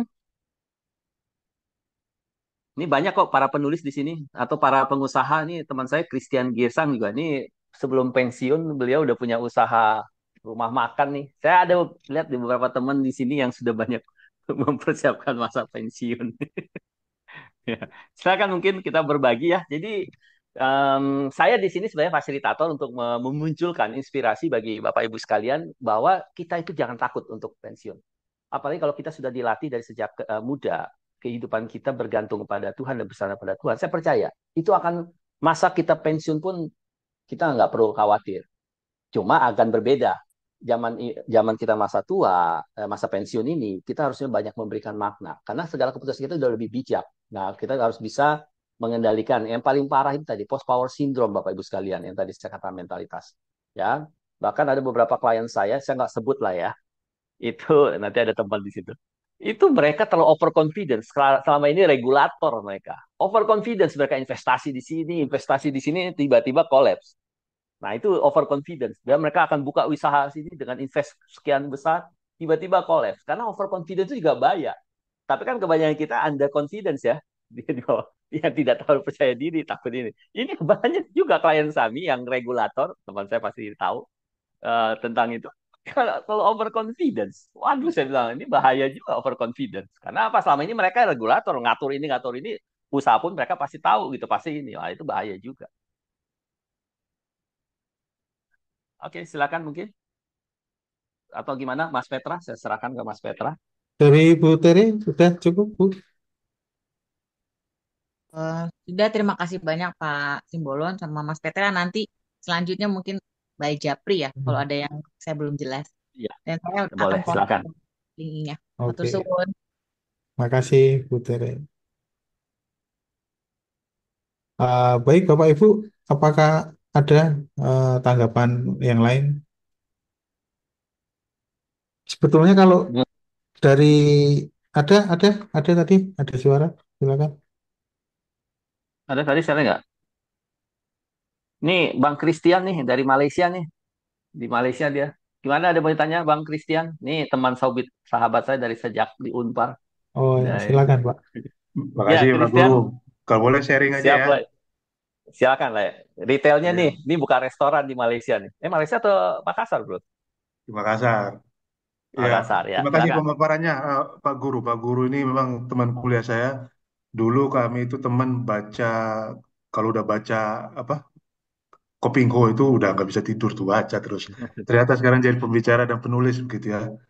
Nah, yang Makasih. memicu saya untuk mulai memikirkan pensiun itu tahun 2023. Waktu itu saya ulang tahun yang ke-50 dan kemudian mulai terpikir gitu kan mau ngapain gitu pensiun. Nah, karena saya memang kurang apa soal keuangan, jadi kami engage financial consultant gitu ya. Dan dari mereka lah yang membuka pemikiran kami mau apa yang harus disiapkan. Jadi mereka siapkan, kami berikan data-data, mereka siapkan beberapa strategi. Tapi satu yang nyantol di kepala saya adalah saya ditantang untuk sedikit bertindak gila. Maksudnya dalam pengertian mengikuti passion saya gitu. Apa yang mau saya Ya, lakukan? Apakah kita mau terus bekerja sampai istilahnya dipanggil Tuhan, atau mau do something about it? Akhirnya Tuhan kasih beban kepada saya untuk mulai berpikir, berdoakan dan seterusnya. Dan ternyata ada kesempatan. Nah, tadi disinggung juga oleh Pak Guru soal kesempatan atau opportunity. Jadi tantenya istri ada restoran ti- sangat laku. Beliau tidak pernah menawarkan, malah orang yang mau approach dia untuk buka seperti franchise. Pas kami ngobrol-ngobrol, ternyata ditawarkan kepada kami. Dan seperti orang lain bilang, kesempatan itu tidak datang untuk kedua kali, langsung kami ambil begitu ya. Jadi kami mulai buka sepertinya cabang begitu di Makassar. Nah, saya juga berpikir kok kayak ada rada gila juga begitu umur 50 mulai berbisnis. Tapi kalau Bapak Ibu sekalian search di internet seperti KFC itu mulai umur berapa, Warren Buffett itu juga mulai umur berapa begitu kan. Hmm. Jadi saya nggak tua-tua amat lagi tuh memulai dengan bisnis. Nah, beberapa hari yang lalu saya cukup suka untuk buka TikTok. Saya belajar satu tentang soal pensiun ini gitu loh. Retirement atau pensiun itu bukan tentang retirement from, tapi dia tentang retirement to. tuh. Jadi bukan soal pensiun dari apa pekerjaan kita, atau kita udah pensiun jadi kita udah lupakan, tapi kita mau pensiun seperti apa yang disampaikan oleh Pak Guru tadi begitu loh. Nah, itu saya rasa yang bisa membantu kita itu nanti untuk mengatasi ya post power syndrome begitu. Kalau kita udah tahu kita mau pensiun seperti apa gitu kan enak begitu kan. Nah, kemudian yang saya mau sharingkan adalah soal komunikasi. Semua dikomunikasikan dengan pasangan kita begitu. Jangan mau mikir sendiri. Jadi saya sudah bicara dengan istri, kami sudah kira-kira punya rencana dan mudah akan bersama. Kami sebenarnya ada rumah di Bandung. Tapi berapa kali ke Bandung, wah ini Bandung padat banget begitu ya. Istilahnya kita makan sendiri, gigi udah dipenuhi dengan debu gitu loh. Terlalu padat gitu. Akhirnya ya karena bisnis juga adanya di Makassar, kami berpikir untuk pindah nanti pensiunnya di Makassar begitu. Nah, kemudian yang kami bicarakan apa? Kami sudah sepakat, anak kami dua, perempuan dua-duanya, dan sedang kuliah. Kami sudah sampaikan kepada mereka, kalau bapak dan ibu nanti sudah tua, kami nggak usah tinggal dengan kalian. Tinggalkan kami saja di rumah jompo. Jadi kalian nggak pusing mikirin kami begitu. Lagian ngapain juga tinggal dengan mereka? Mereka juga akan bekerja begitu ya. Terus kita ngapain gitu? Lebih bagus kita dengan komunitas sendiri, isi dengan aktivitas yang positif tadi yang sudah disampaikan oleh Pak Guru, dan seumuran, jadi lebih enak begitu kan. Mereka juga nggak pusing. Mereka aja datang nanti. Uh, dan kami bayar sendiri begitu loh, bukan mereka yang bayarin begitu kan. Ngapain juga musikin mereka. Dan kami memang prinsipnya seperti begitu. Tidak mau musikin anak-anak, mereka biar dengan kehidupannya sendiri, biar nanti kami ini. Jadi ya itu yang kami sudah uh, siapkan dan kami pikirkan. Apakah semua uh, udah yang the best? Oh ya enggak juga. Saya struggle untuk masalah olahraga. Waduh, paling malas. Begitu ya.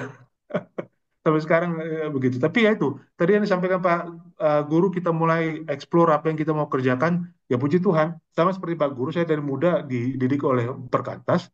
Kemudian uh, berapa tahun yang lalu mulai aktif di gereja sebagai penatua. kemudian explore lagi mengenai hobi-hobi. Saya pernah belajar gitar, belajar yoga, begitu ya, dan seterusnya. Itu semua di explore supaya nanti pada saat masa tua itu nanti waktu pensiun ada yang bisa kita kerjakan. Dan saya kebetulan sama dengan Pak Guru, background adalah teknik sipil. Saya semua sertifikasi sudah saya lengkapkan. Nanti kalau sudah pensiun ya tinggal mungkin bisa digunakan salah satunya.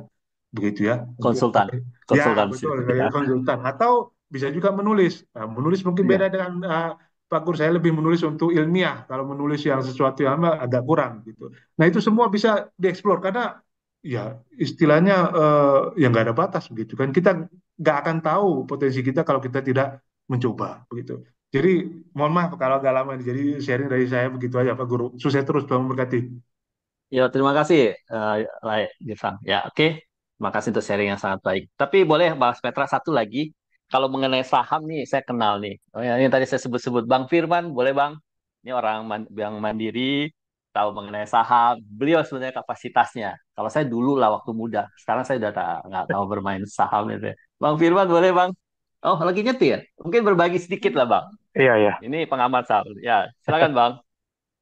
Ya, Pak Guru, Bang Guru lah ya, serta Bapak Ibu semua. Eh, Seperti yang disampaikan tadi, saya pensiunan dari salah satu bank BUMN, Bank Mandiri. Jadi, eh, 10 tahun yang lalu, saya mulai fokus di saham ya, karena saya memikirkan, saya punya kelemahan kan, karena sibuk bekerja. Jadi, saya tidak, apa namanya, tidak punya kemampuan lah atau waktu untuk melakukan bisnis bisnis secara fisik ya, sambil sambil bekerja gitu. Jadi saya berpikir apa yang harus saya lakukan sementara waktu akan cepat berlalu dan masa pensiun akan tiba gitu. Jadi saya mempelajari mengenai saham, fokus ya mempelajari, dan saya melihat banyak juga orang yang kehilangan uang dari saham karena secara umum kan, yang kalau kita lihat kan orang di saham itu istilahnya bermain ya, jadi main-main gitu, bermain. Kalau bagi saya saham itu adalah investasi gitu, jadi beda. Ya, Makanya saya betul-betul belajar dan eh, mempelajari. Jadi ketika saya membeli saham, saya memang mempelajari mengenai perusahaan tersebut, apa ya, kelebihan dan kekurangannya. Jadi pada saat memang menurut saya harganya murah, fundamentalnya bagus dan memberikan dividen yang bagus, baru saya berinvestasi di situ. Jadi eh, memang saya berinvestasi di saham untuk masa masa pensiun, memang sebagai sebagai persiapan menghadapi menghadapi pensiun. Seperti itu mungkin ringkasnya, Pak Guru. ya.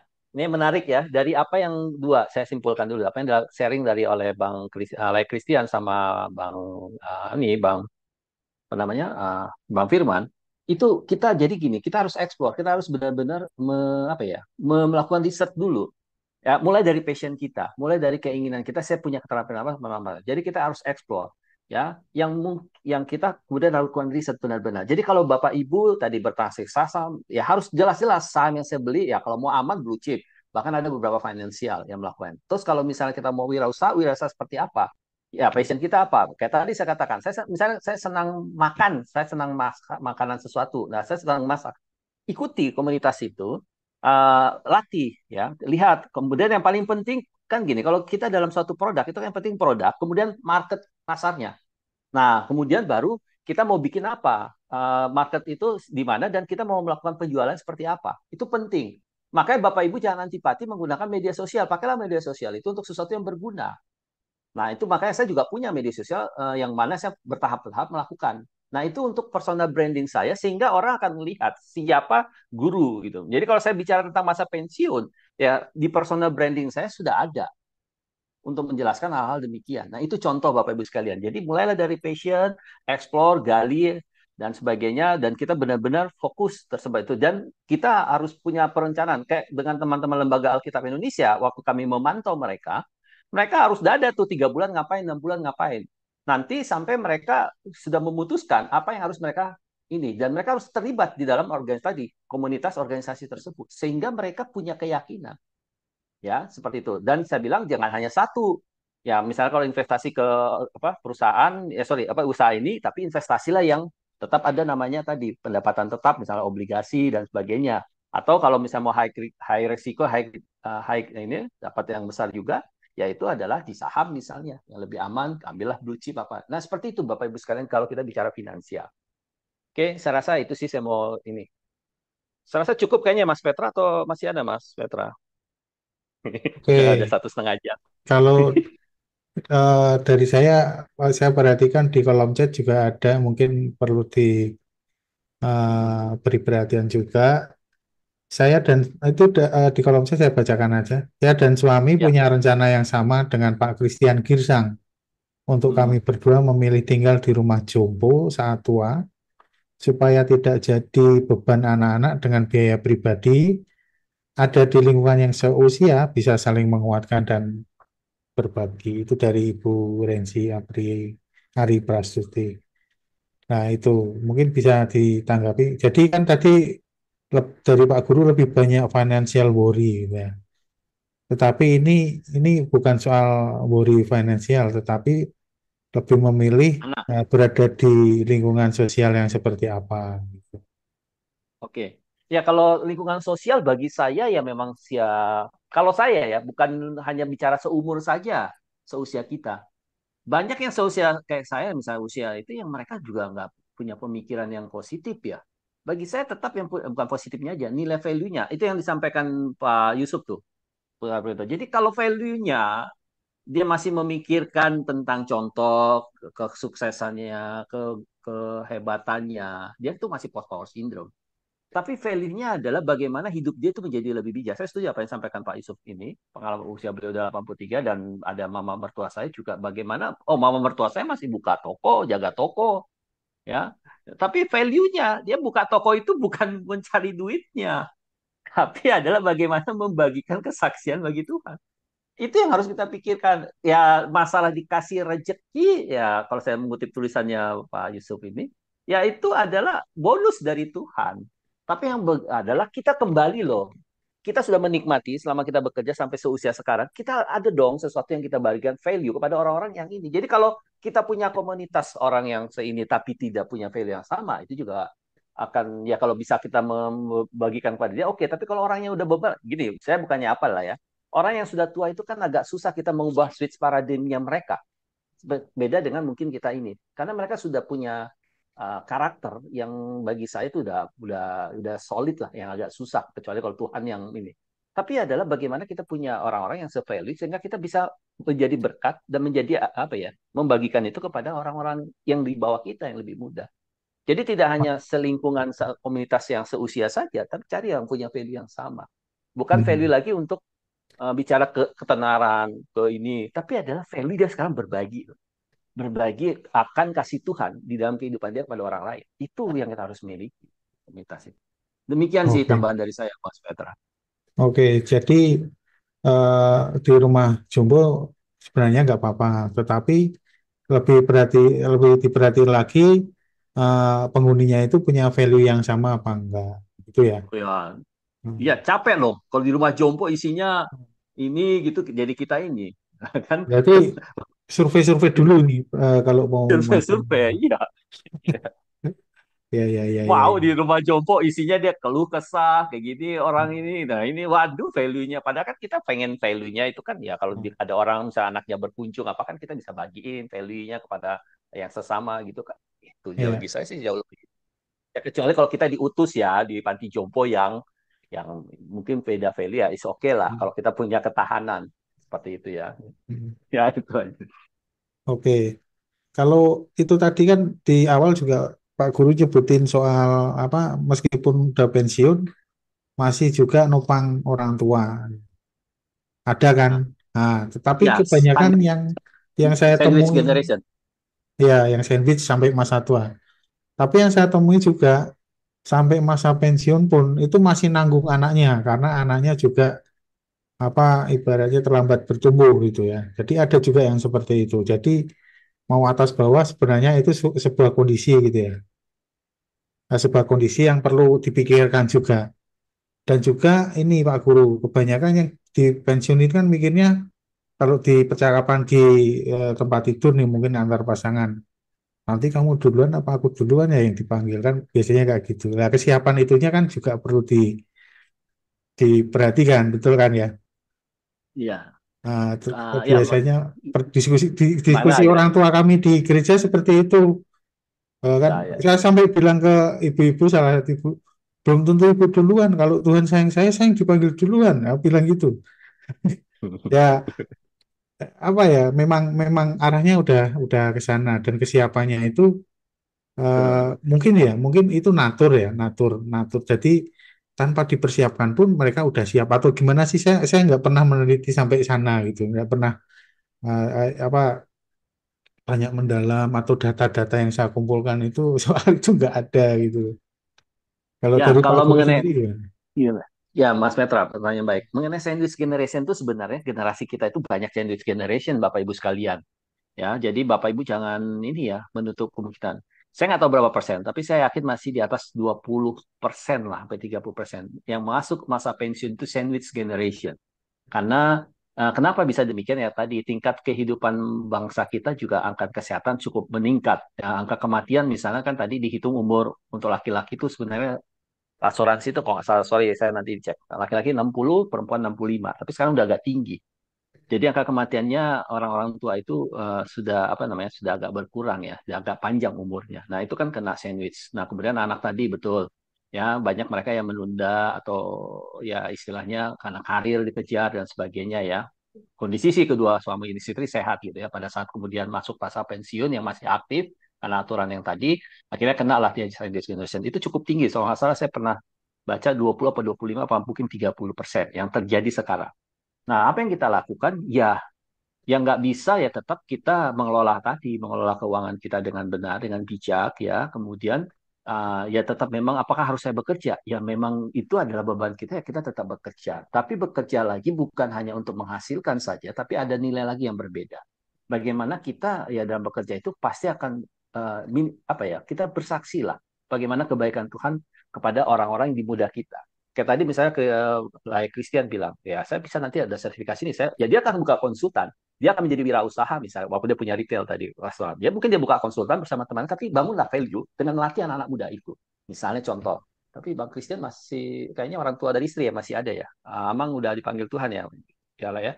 Nah itu jadi mungkin perhatian juga akan beda. Sandwich generation kan kayak gitu kan. Orang tua masih tetap ditanggung, misalnya karena memang tidak ada suatu pekerjaan dan sebagainya. Tapi kan anak-anak masih juga ditanggung untuk kuliah.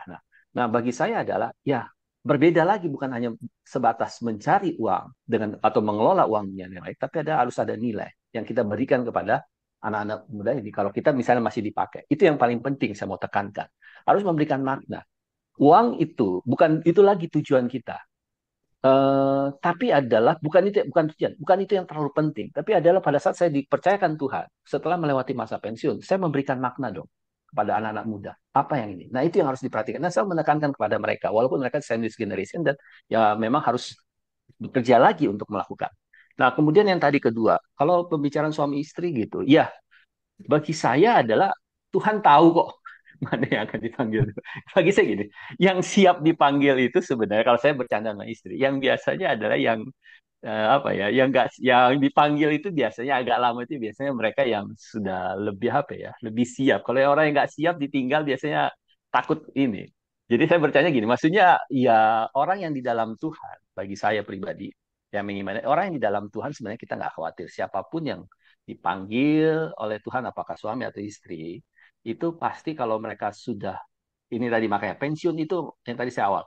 Makanya kalau belajar masa persiapan pensiun itu harus pasutri. Karena tadi tidak hanya sebatas si suaminya atau si istrinya, tapi mereka berdua punya komunikasi karena akan berbeda. Dalam arti berbeda apa ya? Berbeda pada saat memasuki pensiun itu seperti apa. Nah, itu yang jadi itu akan terlihat kesiapan dua. Jadi kalau pada saat sudah pensiun mereka sudah punya kesiapan apa yang mereka lakukan, apa pelayanan yang kayak tadi beberapa aktivitas yang saya lakukan yang tadi saya sampaikan di materi. Gambarannya seperti itu, Mas Petra. Jadi kalau kita sudah mengkomunikasikan dengan pasangan, intinya komunikasi dan kita belajar bersama-sama, ya saya rasa tidak akan menjadi masalah ya siapapun yang dipanggil Tuhan. Tapi kalau saya sih meyakini yang cepat dipanggil itu biasanya yang nggak sih, ya apa dalam arti yang takut sendirilah, yang ya secara emosionalnya lah ya. Kalau saya Oh, seperti itu. dari Pak Christian ada tanggapan yang tadi mungkin yang tentang tinggal di panti jompo itu dari Bu Rensi itu.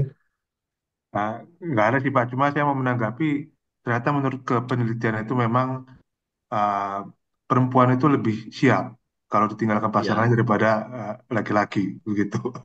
Jadi saya minta kepada Oh, Tuhan, kalau bisa saya aja dulu panggilin Tuhan gitu ya. Tapi ya terserah dia dong. iya. oke. Ya, Oke, Mas Petra kayak, makasih. Iya, kayaknya sudah sudah bisa cukup ya. ini saya. Iya, udah cukup kayaknya. Oke, kalau begitu ini saya itu mau berbagi info terlebih dahulu Pak Guru. Terus setelah ini, Silakan. setelah saya berbagi info, mungkin Pak Guru bisa itu ya kasih penutupan, eh, penutupan 1 atau 2 menit gitu, fokus ke kamera untuk kami apa nanti untuk jadi promosi juga. Itu terus kemudian setelah itu boleh ditutup dengan doa. Ya, terima kasih Mas Petra. Terima kasih juga untuk SU Indonesia yang memberikan kesempatan bagi kita, dan terima kasih untuk Bapak Ibu yang sudah hampir 2 jam kita bersama. Penutup bagi saya adalah sesuai dengan tema kita adalah retirement. Are you ready? Jadi bagi kita sekarang siap untuk menjalani atau memasuki masa pensiun. Kenapa kita bisa siap memasuki masa pensiun? Tadi saya sangat setuju apa yang ditulis oleh Pak Yusuf. Tadi bagaimana kita juga harus bergantung sepenuhnya kepada Roh Kudus, pimpinan Tuhan. Kenapa bisa itu terjadi? Bukan hanya saat saya pensiun, tapi memang juga sudah kita latih dari sejak kita masa muda bagaimana kebergantungan kita kepada Tuhan. Siap nggak siap karena Tuhan beserta kita. Yang kedua, pada saat kita bicara pensiun, ada aspek yang harus kita perhatikan. Pertama adalah bicara tentang tujuan dan makna kita. Hendaknya kita tetap memberikan makna yang bermakna kepada orang lain. Jadi tidak hanya orientasi hanya kepada dalam arti mencari uangnya saja, tapi ada makna yang kita harus bagikan kepada orang-orang sekitar kita atau terutama mereka yang di bawah usia kita. Yang ketiga, aspek tentang kesehatan dan relasi bagi saya sangat penting.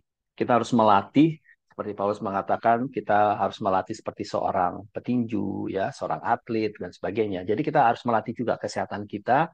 Jangan malas untuk melatih, jagalah karena itu adalah investasi. Apa yang Bapak latih, Ibu latih sekarang, apa yang Bapak makan, itu ada investasi untuk 10 tahun ke depan. Jadi latihlah mengenai kesehatan, hiduplah dengan lebih benar, dan juga bagaimana kita membangun relasi yang benar, tidak hanya dalam konteks yang benar itu adalah bagaimana kita relasi yang sungguh-sungguh dalam Tuhan dan kita mengimplementasikan pada sesama. Dan yang terakhir, aspek finansial. Ini bukan aspek finansial, bukan berarti kita seperti bergantung kepada mamon, tidak. Tuhan memberikan kita pemahaman, pengetahuan bagaimana kita mengelola. Karena banyak di dalam firman Tuhan dikatakan bagaimana kita yang diberikan berkat, kita harus memakai. Bahkan dikembangkan, bahkan dikatakan di situ kita sebagai penata layan, bicara tentang perumpamaan talenta. Jadi kita harus mengelola uang itu dengan bijak. Mengelola kita bertanggung jawab dengan segala apa yang kita miliki. Baik itu dengan kita mengelolanya di dalam kapasitas apa yang punya potensi bakat kita yang ada, atau istilah passion kita, dan kita bisa kembangkan itu untuk sebagai bentuk bagaimana kita mengabarkan Injil dengan mendukung pelayanan-pelayanan dan sebagainya. Jadi kalau itu semua kita lakukan, maka kita sudah menjadi pribadi yang bertanggung jawab. Esensi dari seorang pensiun. Itulah yang ingin saya sampaikan Bapak Ibu. Jadi retirement, are you ready? Kita harus dengan yakin dan pimpinan dan penyerah Tuhan. Kita harus siap, karena kita harus bisa memberikan makna di dalam masa kehidupan kita, sepanjang kehidupan kita kepada orang lain. Tuhan Yesus memberkati. Mari kita tutup dalam doa. Di dalam tangan pengasihan Tuhan Yesus kami mengucap syukur padamu ya Bapa untuk malam hari ini. Kami bisa berbagi dan kami meyakini sesuai dengan tema hari ini bahwa kami siap untuk memasuki pensiun. Kenapa kami bisa siap? Karena ada Roh Kudus yang menolong dan menuntun kami. Dan mengapa kami bisa memiliki itu? Karena kami percaya sejak masa muda kami, sejak kami masa kecil muda kami, Tuhan selalu menuntun kami, membimbing kami sejak kami menjadi orang yang percaya menerima Yesus sebagai Tuhan dan Juru Selamat. Maka Roh-Mu yang Kudus menuntun kami sesuai dengan apa yang Tuhan inginkan, termasuk di masa kami masuki pensiun ataupun masuk kami nanti pensiun. Kami ingin terus memberikan makna dalam kehidupan kami, apa yang menjadi harapan, apa yang menjadi kerinduan Allah dalam kehidupan kami. Tuhan tolonglah kami, biarlah kami terus dipakai Tuhan untuk menjadi saluran berkat dalam kehidupan kami, terutama di dalam keluarga, seperti engkau di dalam pengabaran Injil, mulai dari Yerusalem, mulai dari Yudea, Yerusalem, Samaria sampai ke ujung bumi, dan kami akan melakukannya, mulai dari keluarga terdekat keluarga kami, keluarga terdekat kami, masyarakat sekitar kami, gereja-gereja teman kami, dan harapnya nanti kami juga bisa membagikan kepada orang lain yang belum percaya. Terima kasih Tuhan untuk malam hari ini, kasih dan anugerah dan penyertaan. Tuhan memberkati kami, jagai kami. Hanya dalam Tuhan Yesus kami telah berdoa dan mengucap syukur. Amin.